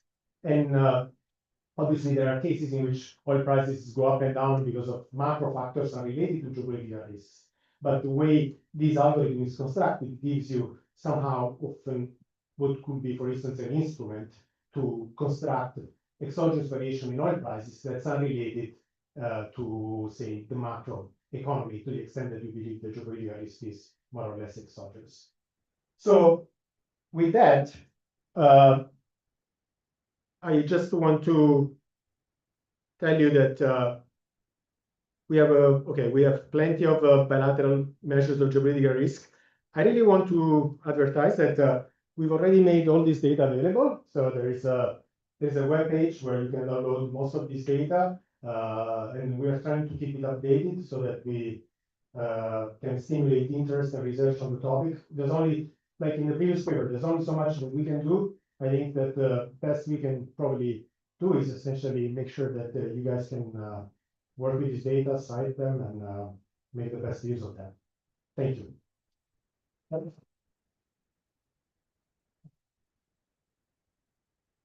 Right on time.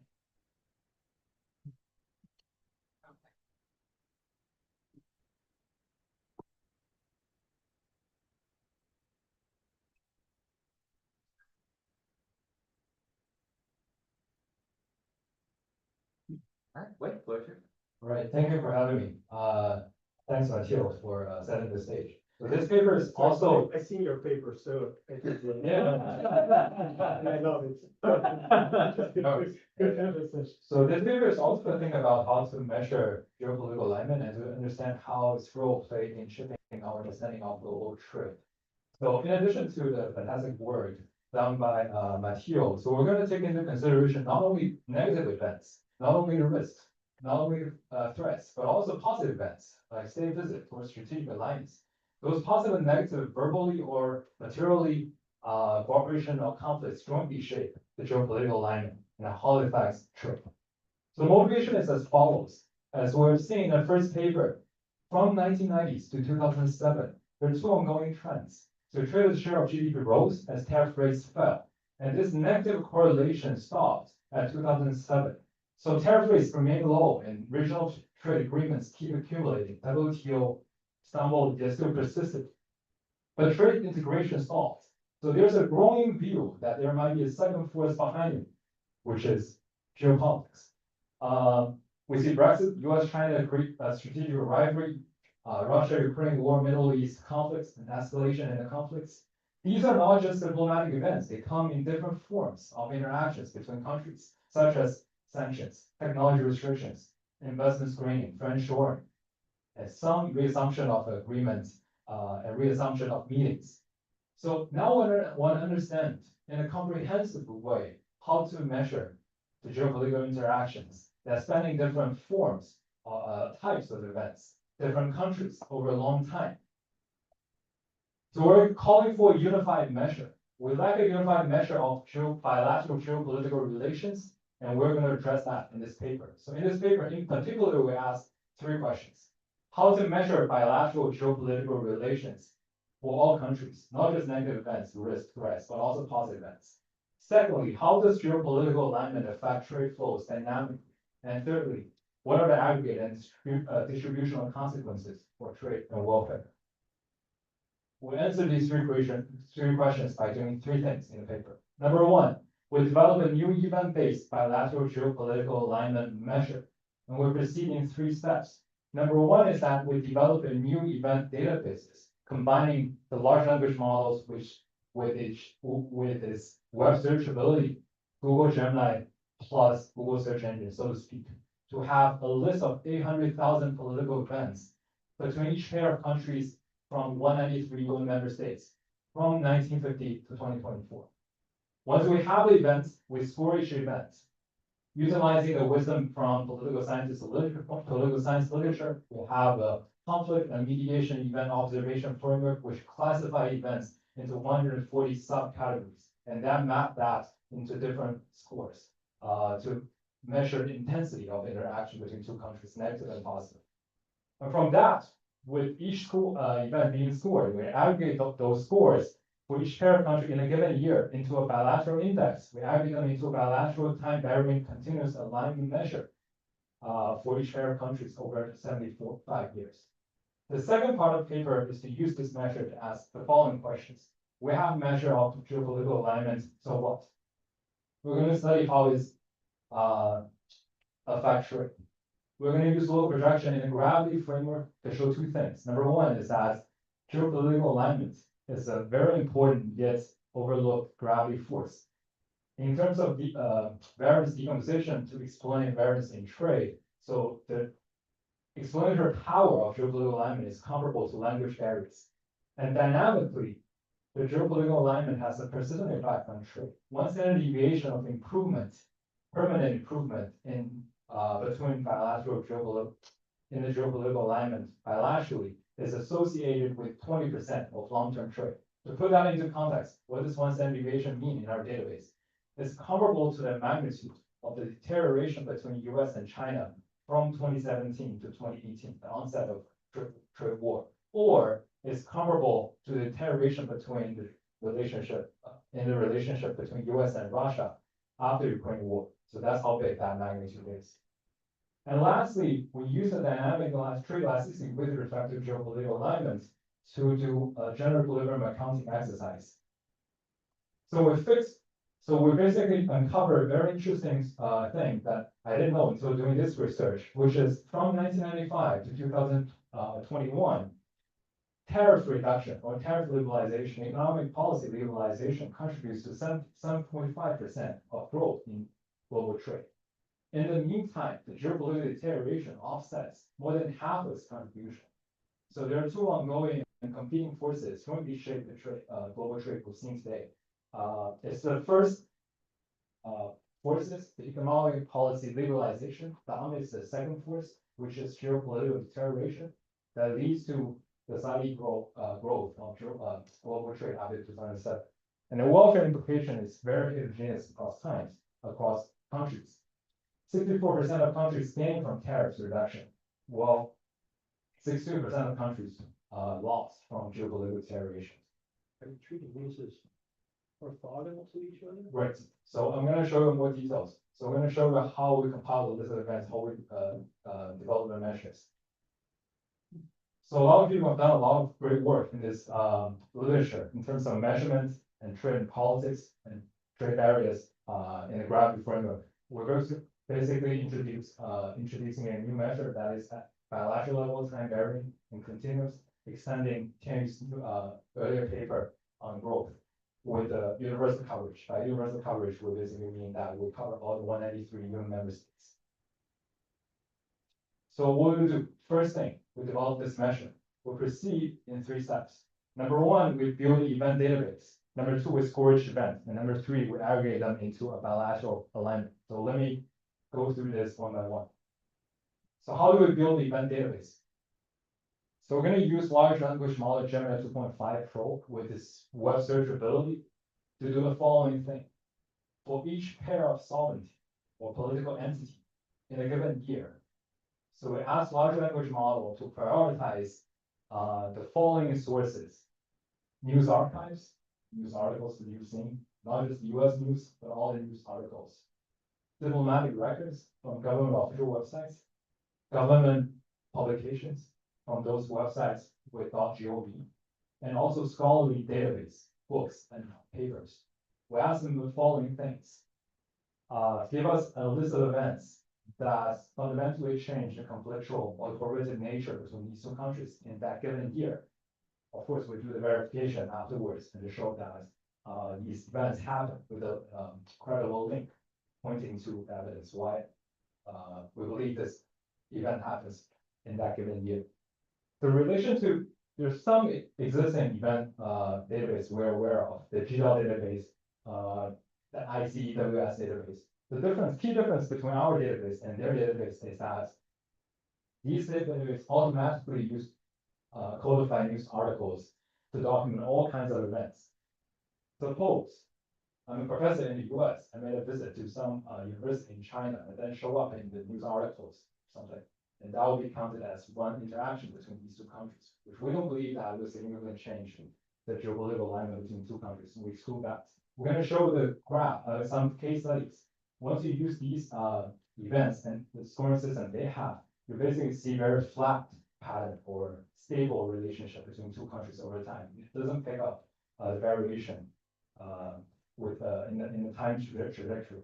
And also we basically differ from these databases by the time coverage, the type of events, etc. Eventually, after this step, we have 800,000 events spanning 193 countries from 50 to 2024. Yes. How does the source that the LLM with web search finds for these events change over time? Like, is it that they're relying on like news now, and then as you go back, it's that government archives are searchable? But can you see that? So, okay. For each pair of country in that year, we're going to ask it the list of events, right? So I'm going to ask the source of information. It can point to a government document or records in that year. We said something about these 2 countries, or it can point to a book that shows something happening in history in the 1950s or something, which haven't been covered by news articles. So it's a mix. But you get a different mix in 1951 than you do 2024. That we have to check. Okay. That I need to check. That's a good question. All right. Suppose we have now event database with all the 800,000 events. What are we going to do? We're going to score them. How are we going to do that? It's too abstract. I need to say that there's a list of events and stuff. Let me give you one example and how we score them. So this is an example of US and China bilateral events in 2024. So this is what we get for the list of events for these 2 countries in that year. So their verbal cooperation, the US-China defense chiefs meet in Singapore. And there's another verbal cooperation, the reassumption of US-China maritime military consultative agreement talks, which has been stalled for decades, and they reassume that talk. We have material conflicts in addition to verbal cooperation.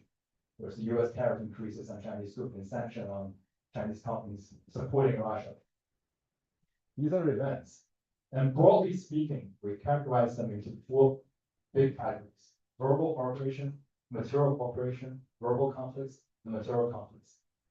Within each subcategory, there are 140 subcategories we can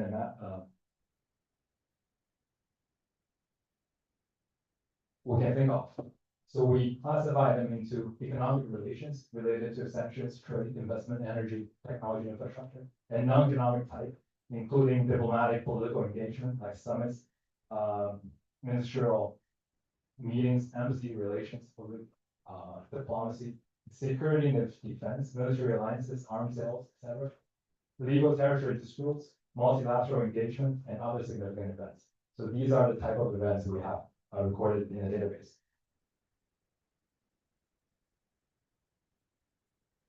And from there, how do we map each event to a score? So we ask large language model to score the events, but we don't treat large language model as black magic. We impose discipline. Discipline is something from the political science literature. So they have developed a mapping system from 140 subcategories to a score system on the scale of -10 to 10, -10 being war, so +10 being strategic alliance. We're going to do the following. We feed in that benchmark scoring system developed by political scientists, goes in score, so to speak. And we allow the large language model to adjust up and down the scores based on the context. What do I mean by that? A humanitarian aid that's worth of $10 million between US and Canada is less significant than $10 million humanitarian aid between Fiji and US, given the size differences between Fiji and Canada. So we're going to adjust that score up and down based on the context. That's number one. Number two is that we take into consideration of one event directly involving two parties might have some spillover effect or third country effect on other countries. What do I mean by that? One example is that in the 1980s, the Minister of Defense Department of Israel made a visit to South Africa at the border of Angola. So this is a direct interaction between South Africa and Israel. But in that same year, there was a tension between South Africa and Angola. So that meeting at the border of Angola has symbolic meaning, signifying the negative relationship between Israel and Angola. We took that into consideration. So all the events that simultaneously affect the relationship between each pair of countries and multiple parties, set of multiple parties, indirectly or directly, we're going to take into consideration and record them in the event list and give them scores. So we combine the Gaussian score, the Cameo plus Gaussian score framework, plus the content awareness ability of large language model. We can take into consideration of third-party effects to score events. How does the score look like? So before showing you the example of a score between a pair of countries over time, we have to aggregate scores. So now we have a list of events with corresponding scores for each pair of countries in a given year.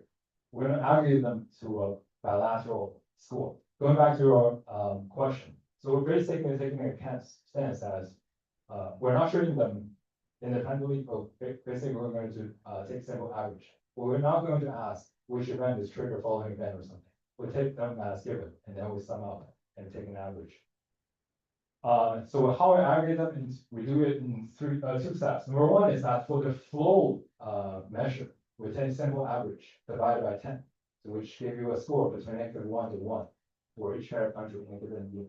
We also understand or aware that your past relationship with some country might inform our interpretation of your relationship with that country as well. So we take history into consideration. So eventually, the score will become a weighted sum of your relationship state and the flow relationship score.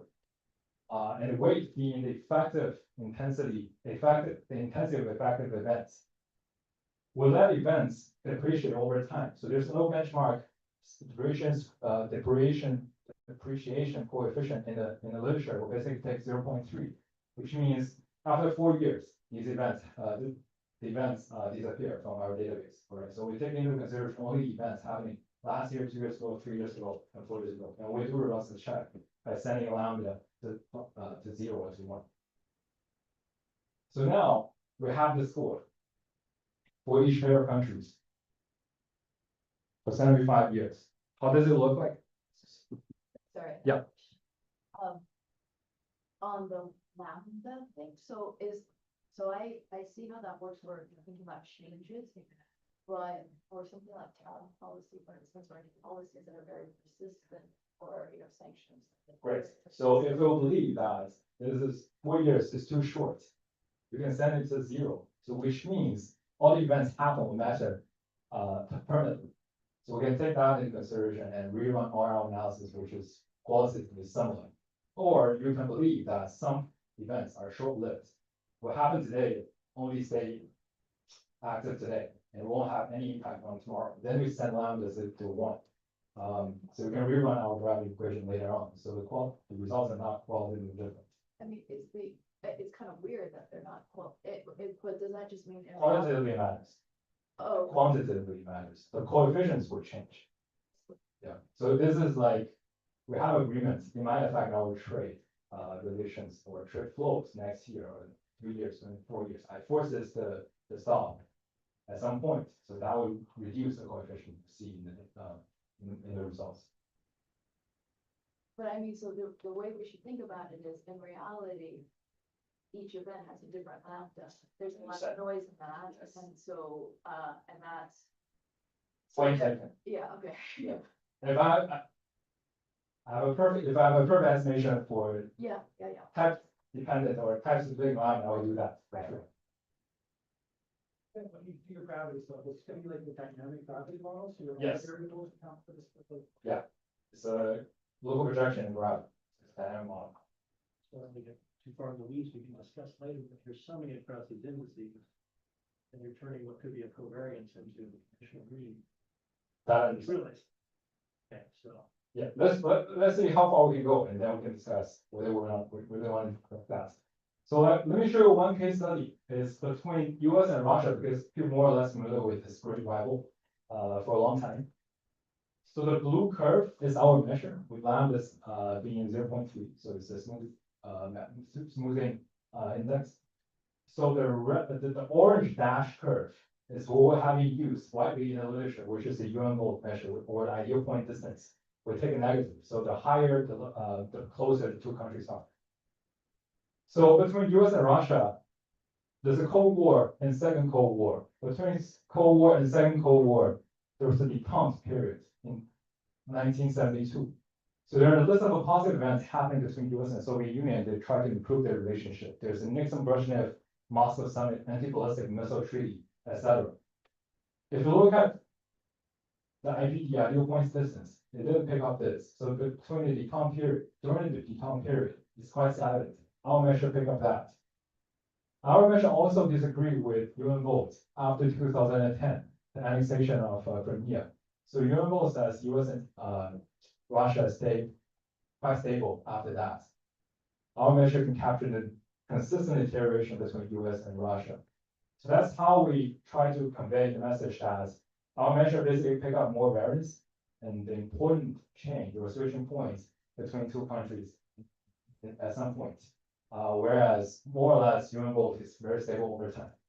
But it's not saying that UN volt is wrong. It's saying that we're matching different things. So if you look at what UN volt is doing, they're looking at how the multilateral positioning on a single agenda is. We're looking at direct bilateral relations. So if you use our bilateral relation index to generate some sort of multilateral positioning measure, it has a correlation, high correlation with the UN volt measure. So we're basically measuring different things. If you want to look at bilateral relations, so maybe the blue curve pick up something more meaningful. Another comparison between our measure and the GDEL database and NCEWS and Phoenix, all the event database that people have been using in the literature. So if you use their scores and look at US and Russia, basically their score are flat because not surprisingly, they take into too many events that are some are substantial, some are less substantial. It's a normalization issue, like, I just mean like if I put those on some kind of like, if I index every one of those to 1, the beginning of your sim, this fluctuate the same way though? This, it has very little fluctuation, it's not normalization. No, I'm saying that the fact that it looks flat and yours does not, a matter of normalization. If you index them to the same value, you also at the same time. Are they moving the same in like percent terms? I see.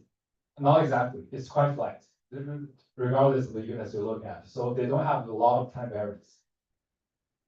Or not that much that you need to run the dynamic load projection, gravity equations.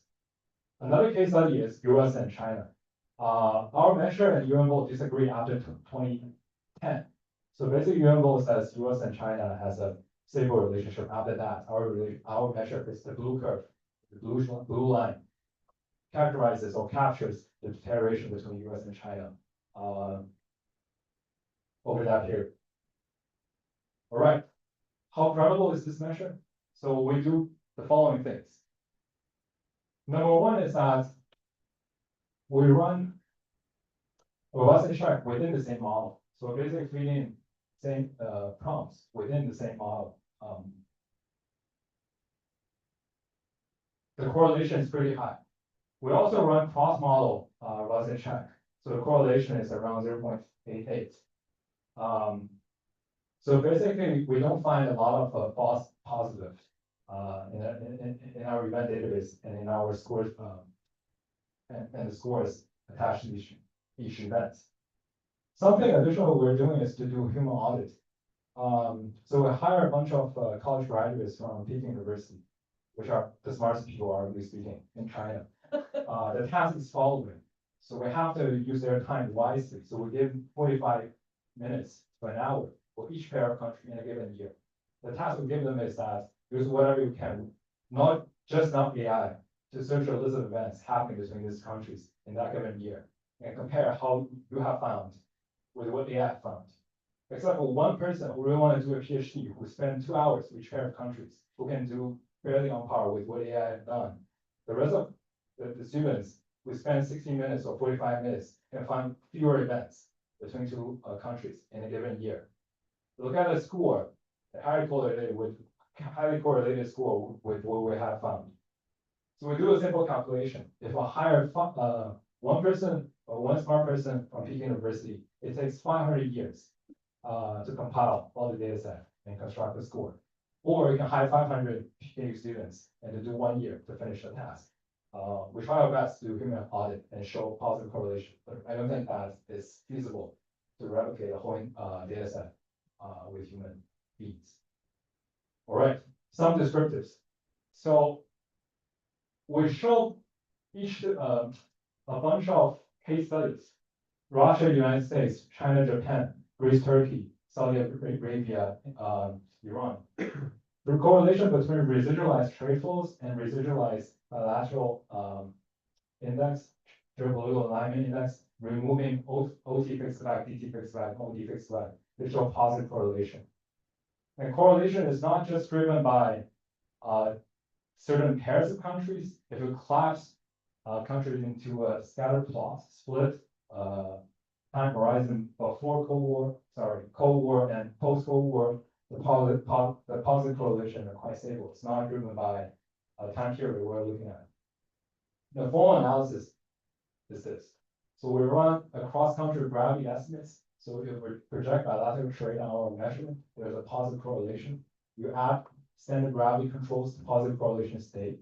The reason why we don't control for OD fixed flag in this specification because we want to compare our measure and other gravity controls. If you run the same regressions, replacing our measure with negative IGD, you find something quite opposite.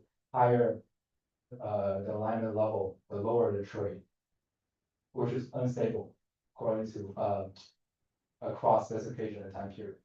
This is a formal analysis using local projection and gravity framework. We'll control for lag variables of the regressor and regressors. We'll control for OT fixed flag, OT and DT fixed flag. So for the sake of time, let's look at the right side picture. So one standard, so there, first of all, there's no free trend. And second of all, a standard deviation. So there's a dynamic impact or correlation between our measurement and trade flow, which peaks at year 10 and gradually it declines. Per unit is equivalent to 28 to 29 log points around year 6, and there's a hump shape. And then you can separate them into temporary shock and permanent shock. basically a standard deviation of improvement in geopolitical alignment is associated with the 22% of long-term trade gain in this graph. So this says as if we switch on one unit of geopolitical alignment and stay there forever, what's the cumulative effects of that on the bilateral geopolitical on trade. And we'll do a host of robustness check. We prove that this is not driven by major to non-major countries. Major countries defined as those countries who have everything top 20 in their GDPs, but top 30 in their GDPs. Similar qualitative patterns have been found in all country pairs. It's not driven by time samples we're looking at. Cold War and pre-Cold, after Cold War are stable. Something we do, which I found very interesting, is this. So we decompose the measure into different economic event types. So orange curve is a measure drawing from the diplomatic events. This is security economic events, and this is security events. So we found overall that non-economic events have higher positive correlations with the trade flows. We also look at cooperative events and conflictual events. So this is in addition to the literature largely focusing on geopolitical risk. We found that actually cooperative events have a higher association with trade. Reverse causality and identification. So it's very hard to find an IB in this type of framework. So cross-country regressions, everyone is interconnected with other countries. We still try our best to do some identification diagnostics. So we use leader that and close selection as an IB. So the first stage is pretty strong. The second stage, point estimates are similar, which give us some confidence. It's very noisy, as you can imagine, because we only have this many of exogenous events happening in the history. We also think about reverse causality. So the exercise we did here is the following. We first regress trade in a gravity framework and extract all the variation in trade caused by exogenous change in shipping technology. And use that exogenous component of trade. We regress geopolitical alignment for that. We don't find significant correlation. This is not to say that there's no reverse causality. In addition, on the contrary, this is saying that not all the positive correlation we saw earlier are driven by reverse causality. And other parts in trade that can be attributable to geopolitical alignment are valid. So you have two-way directional impact. So it's hard to separate them entirely. So this is just to say that what we've seen in the previous set of slides is not driven by entirely by reverse causality. We found something interesting in the heterogeneity analysis. We found this trade and geopolitical alignment correlation is stronger for those countries with more discretionary power, lower institutional qualities, where they don't have institutional arrangement where they can contain the power of the politicians. If you can overturn or change your policy overnight, the trade and geopolitical alignment relationship is more sensitive or more pronounced. But for countries with better legal system and judicial quality or institutional quality, this relationship is less pronounced. Within formal alliance, among say EU and NATO, this correlation is less pronounced. We found sectoral heterogeneity, the results coming from mainly manufacturing. And there's no significant difference between critical and non-critical sectors. Mechanisms.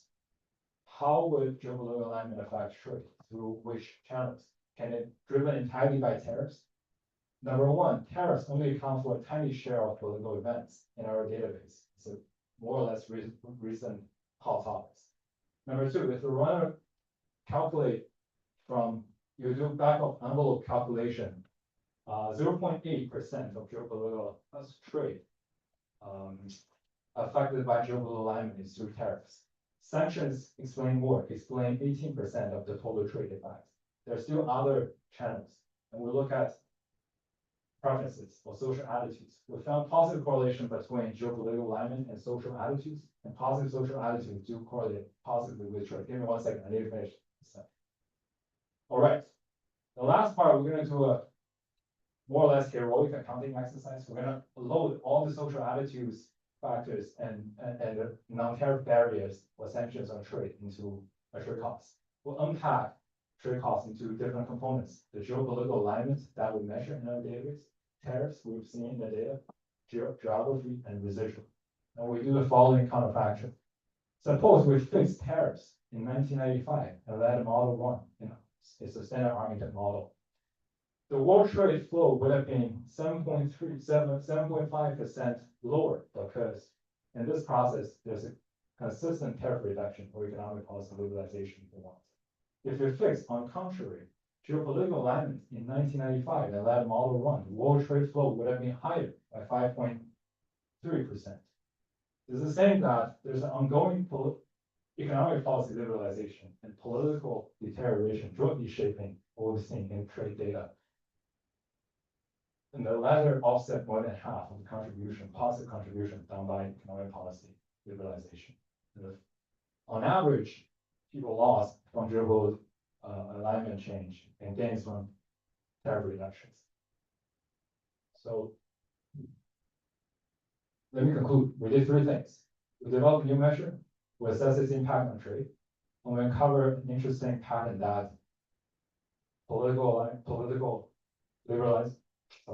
economic liberalization and political deterioration work hand in hand in opposite direction in shaping global trade. Thanks a lot. Thanks so much. So we got in 15 minutes for the final paper of the session. I thought that. Yeah, I had two. Actually, yes, the thoughts. So, first, why are you guys not releasing all of the events? You have to buy like a measure. But just that's the whole thing, no?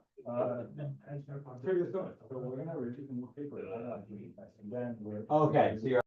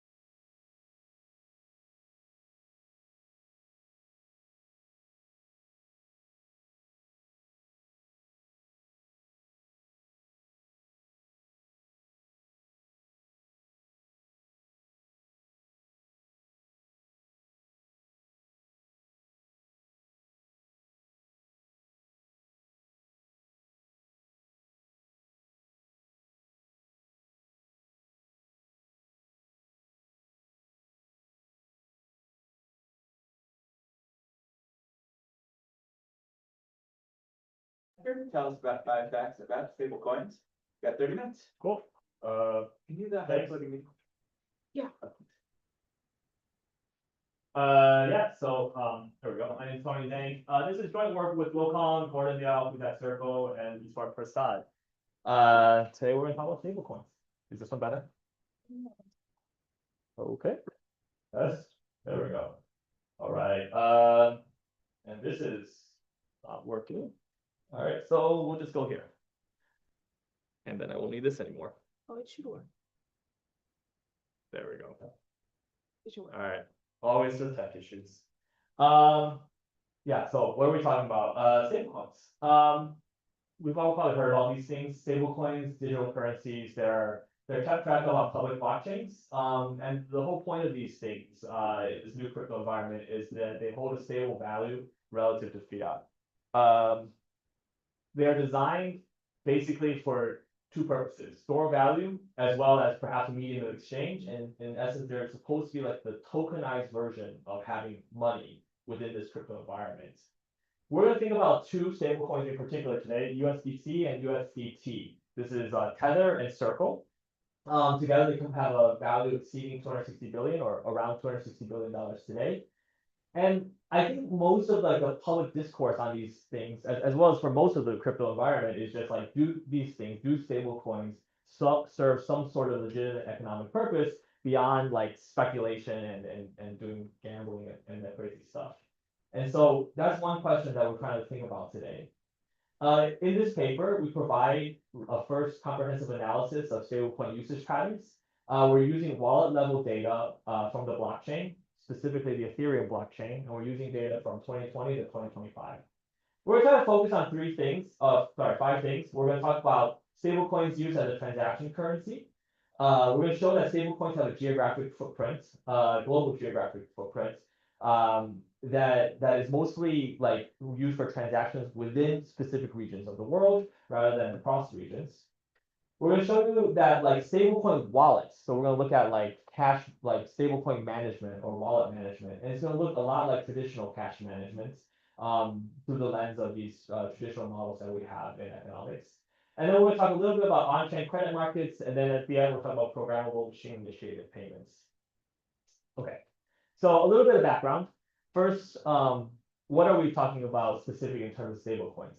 Oftentimes, when you think about stablecoins, perhaps like if you're not that familiar with this world, you would imagine like the big blow-ups, like explosions, Terra Luna, like a couple years ago, and that's not what we're talking about here. Okay, we're going to talk about USDC and USDT, Tether and Circle. These are fiat-backed stablecoins, and these like are issued by companies that hold pretty liquid reserves of assets. What do they hold? USDC is issued by the company Circle. They hold about 80 to 90% of the reserves in short-term treasuries. Okay, whatever's left over is basically cash in these large banks. So these large G-SIBs, and so there's something backing that stuff up. USDT Tether, same thing, roughly. They hold about 70% of their reserves in cash equivalents, also like T-bills. And the remainder, they have some other stuff like precious metals, Bitcoin, and the like. They are these stable coins. They are pegged to the dollar, and the peg stability basically relies on two facts. One is that the reserves that these companies have are sound, and the other thing is that when you go to the primary market and you try to either mint a coin, so you move a dollar into the stable coin, or if you try to redeem, you move stable coin back into dollars, that they're going to let you do that very costlessly. And so this primary issuance redemption market, as long as it's functioning well, it also maintains the value of these stable coins. And so when you look at the history of the prices at the secondary market, basically deviations are typically pretty small and they're pretty short-lived. And they only really happen like very small times in periods of like extreme financial distress. The last thing you might want to think about is that if it's not free to transact in these things, when you have a stablecoin and you try to transact, you usually have to pay some sort of fee. They call them gas fees in the crypto world, but they can range from a couple of cents if you're on Ethereum to even like fractions of a cent. So they can be extremely cheap to transact.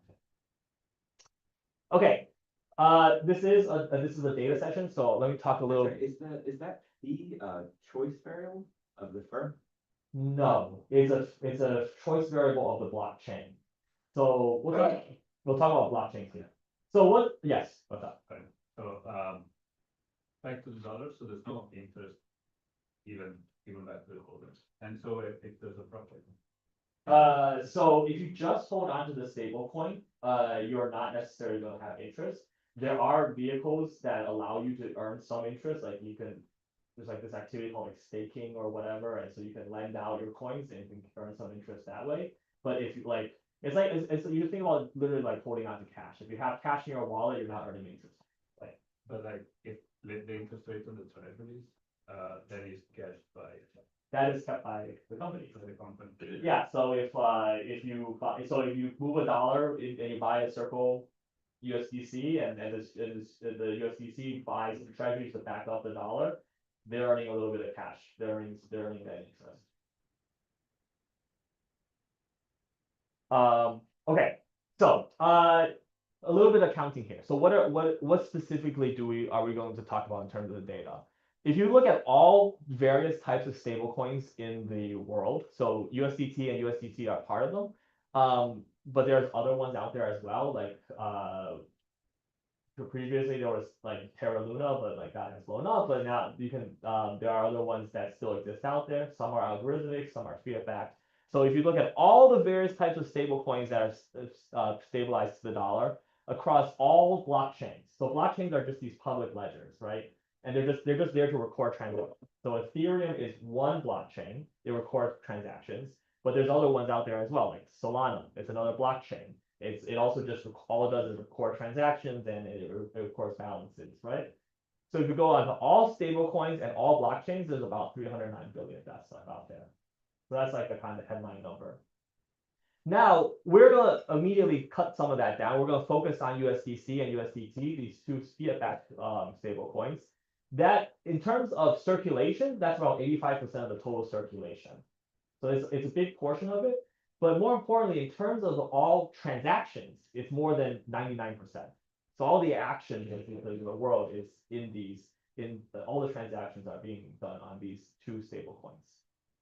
One more thing is we're not gonna we're gonna filter off anything that's not on the Ethereum blockchain. There's a couple of good reasons for that. We'll talk about it later. But for now, we're kind of trying to get to the part of the stablecoin world that is like most closely related to like people to people doing transactions or firm to people doing transactions. On some of the other blockchains, there's a lot more bot activity.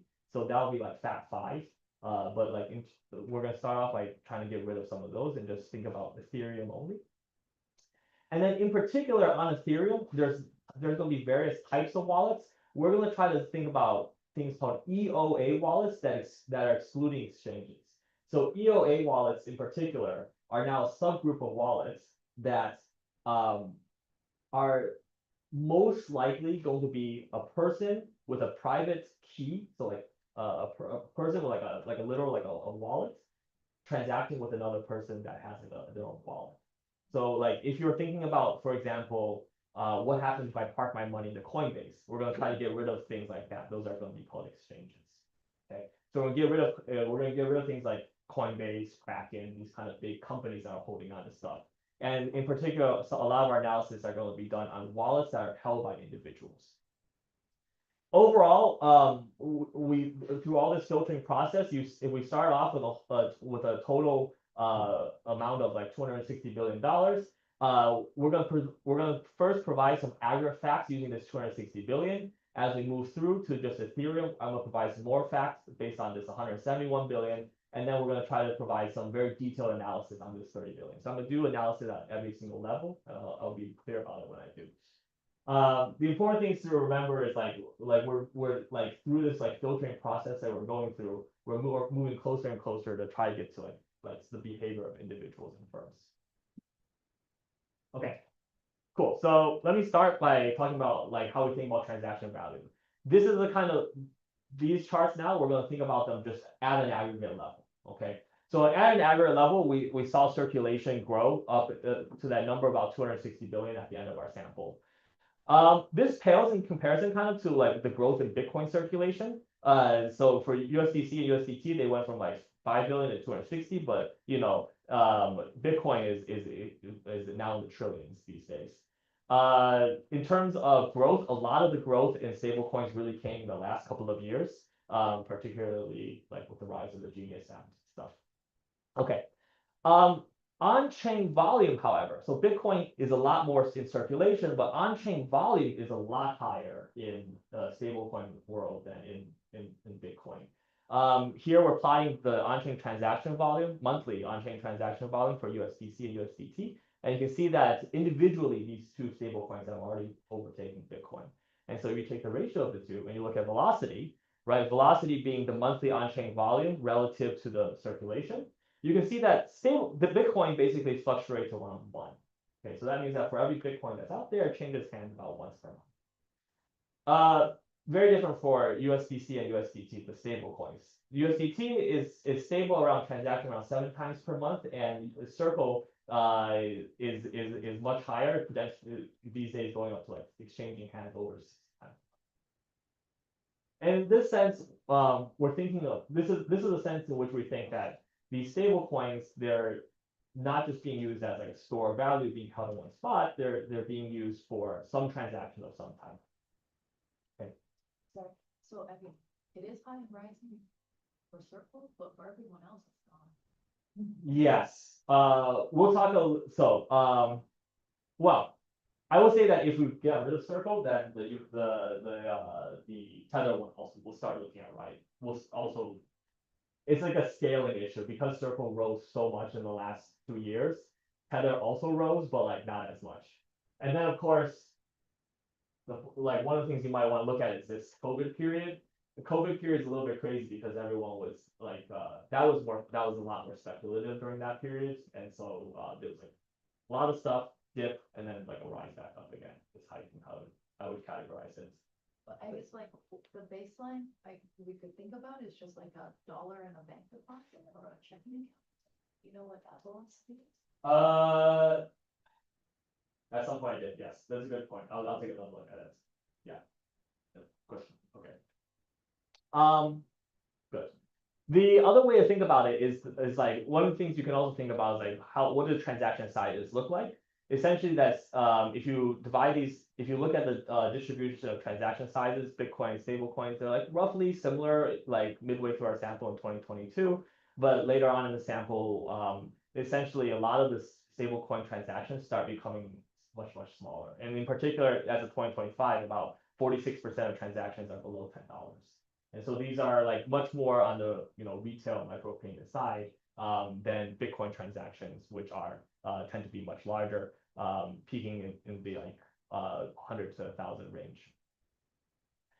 Okay, and the last thing we want to think about in this fact is that how can we think about wallet composition? And so in this sense, we try to divide our wallets up into 3 different portions.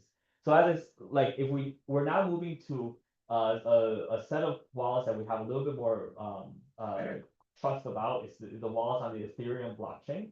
We have some wallets that are exchange wallets. Okay, these are like these are like your Coinbase wallets. All right, so associated with a known exchange. You have some wallets out here that we're going to label as trading wallets. And so these are wallets, crypto wallets that have both the stable coin, but they also have a lot of other coins. So they can have stable coins, but they also have Bitcoins in them. And so you can see them do these transactions where they exchange stable coins for other cryptocurrencies. And then what's left over, we're going to call these payment wallets, but essentially they're wallets that are stable coin dominated. Okay, they're basically just holding stable coins and they're just transacting in stable coins. And so this is the interesting finding is that these stablecoin dominant wallets are up to threefold since 2020. And they're basically only transacting with other stablecoins. All right, so they're moving these stablecoins around. This, of course, holds true for both USDC and USDC separately. And so, yeah, in that sense, we have some idea first. Okay, that's the first fact I want to talk about, which is that overall it looks like what are these things being used for? We're going to try to make the case that they look a lot like a transaction currency. There's a lot of on-chain volume. It now exceeds Bitcoins. It has rising velocity and transactions are shifting towards smaller values. In particular, the wallet types are shifting more towards payment, stablecoin only wallets rather than ones that trade in and out of other cryptocurrencies. The second fact I want to talk about is like, where are these stablecoins being used? The geolocation in general with stablecoins is quite hard, or are there any crypto currency is quite hard because blockchains are basically anonymous. They're just basically a bunch of letters and numbers, right? There's exchanges like Coinbase has know your customer information with it, but like once you leave the exchange, you don't. First of all, it's just because Coinbase has it, we don't have it. And then like once you leave the exchange, it's not public in any way. All right. And so there's one industry standard approach that tries to think about where stablecoin wallets or where cryptocurrency wallets are located. The idea is that you start with any wallet that you observe on a blockchain, and then you kind of like go backwards. So you see like who is funding the wallet, and you go up to like 10 hops. And hopefully you land on something that is known. Okay, you land on a Coinbase, or you land on a Kraken or a Gemini, like one of these known brokerages or other payment processors that is like known. And then you basically assign that wallet to the regions that the known wallet is associated with. Okay, so the easy example is that if I have, say, $100 USDC in some kind of wallet, and I jump backwards to see what funds it, and perhaps I land with I land with Coinbase, and I know that Coinbase traffic is about 60% from the America and then 40% from Europe. Then basically I say that this wallet is 60% associated with America and 40% associated with Europe. Okay, and that's kind of the industry standard for this. That like methodology has like a bunch of different issues with it, and one of the big issues that you come out with is that like it looks like if you do this classification that every wallet is a little bit of one part of the world and a little bit of another part of the world, and so any transaction looks like the world is trading with each other. And so there's been this fact going around that stablecoins are like used to like promote cross-regional transfers at like an unseen scale. All right.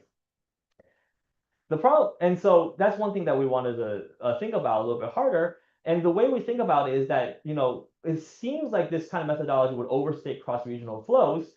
And we're going to try to use the timing of the transactions now to try to get a little bit better estimates of where wallets are actually located.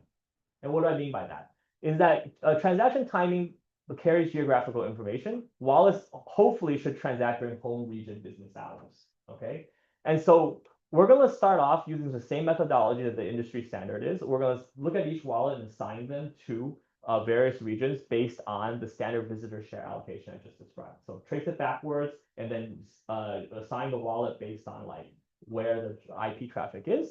And then we're gonna try to estimate what's the probability of observing a transaction in a specific period of time, given that the wallet is of a certain region.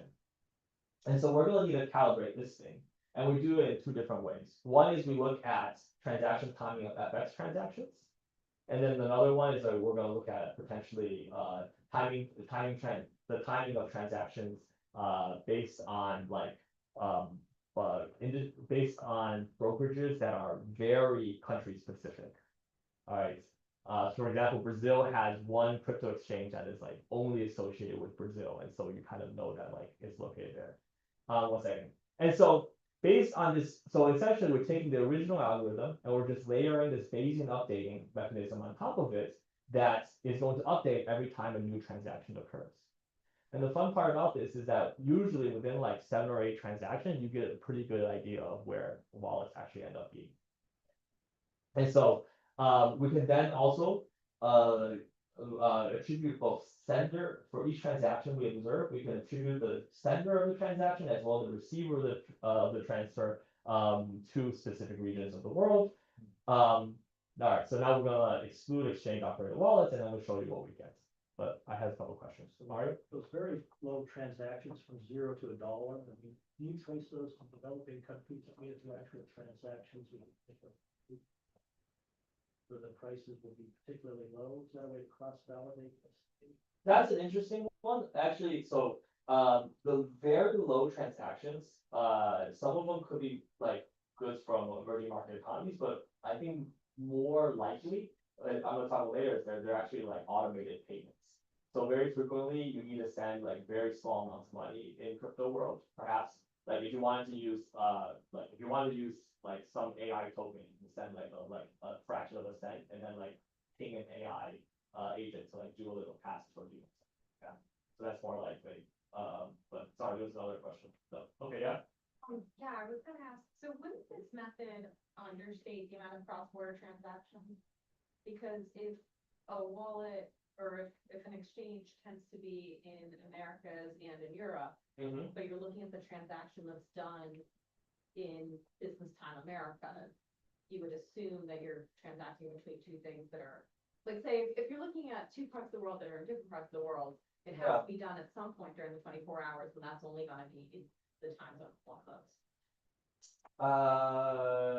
It will, so it will be in the time zone of one of those, so I'm not sure how this, like, if I go from the sender of this, like, if I look at the wallet that's the sender of stable coins, I'm not sure exactly how that undercounts it, because like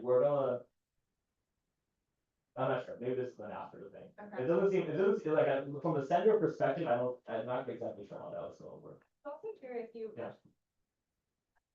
Feel free to say it wasn't after that, but, you mentioned something about KYC. Yeah. Can you just say something about what KYC is, Once KYC is done, How do you think of KYC in terms of crypto? if I have an account with Coinbase, I have to go through KYC regulations. So I obviously have to call stable, sorry. That, if I have a KYC with like, if I have an account with Coinbase, I have to tell Coinbase who I am. But once I'm in Coinbase, I can take my money and just transfer it to a whole separate wallet. That wallet is just a string of numbers, and no one has to know what those what that I'm attached to, that I'm necessarily attached to it. And so Coinbase knows that. Coinbase knows it, so but unless I have a deal with Coinbase, no one else knows. Like only people that know Coinbase will know. And so regulators can know it if they go through the exchanges, but without going through the exchanges, you're not going to be able to know that kind of stuff. So is there any sort of like, what onus does that put on Coinbase to do any sort of KYC for everyone? They're required, so it's like Coinbase is required to, and depending on where you are in the world, you may the government can compel exchanges to release more information or less. For example, Brazil is a good example where the government actually compelled one of their local one of their local crypto exchanges to release all the information to the government. But that's like, again, that's government information, not public. Related, since you're doing this with what the chief economist of Circle, is this fair to say that Circle has no idea who its customers are? It has an idea of some customers. Okay. So some of the stuff, like some of the things that we're labeling, for example, is like when we're labeling things like whether or not they're exchanges or their wallets are well associated with like institutional investors, we have some knowledge there, and that's where the help from Circle. Okay, yes. Can you identify anything about the nature of the transactions that are being facilitated with stablecoins? No.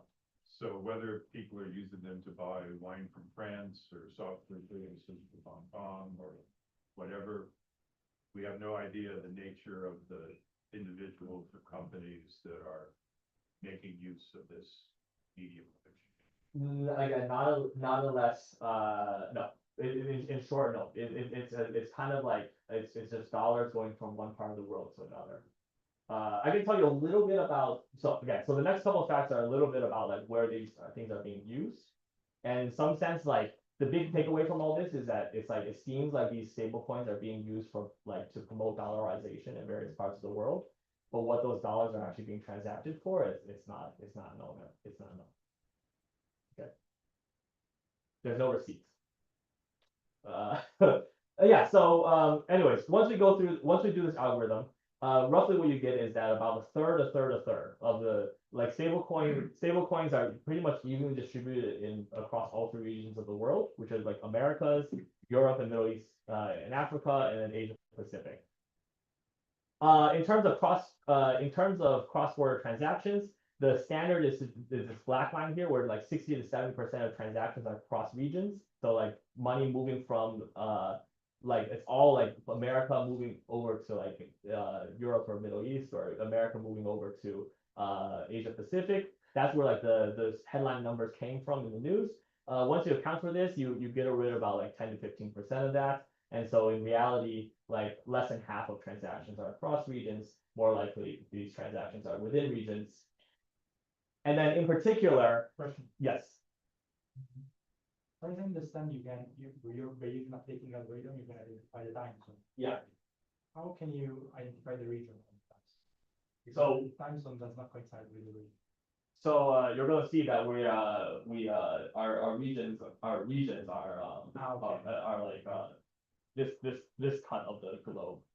You can do a little bit of this cut of the globe as well, based on like where the priors are. So we have a little bit of country level information as well, but that's not going to be released. Let's put it that way. So using this algorithm, you can know a little bit more about countries as well, because where the wallets are associated with exchanges has some country information, but like we're not going to show that here. Cool. So it can be Europe, but it can also be South Africa. It can, yes, but like yeah, we can talk afterwards. I can tell you a little bit more about this.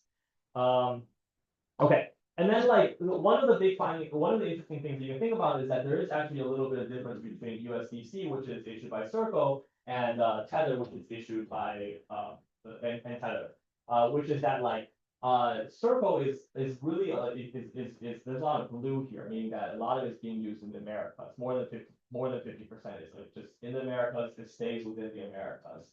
Whereas Tether is the one where there's a lot of across the global reach, and then like a lot of it is like dollars that are being initiated in the Americas, but then they like tend to flow over to like Asia Pacific.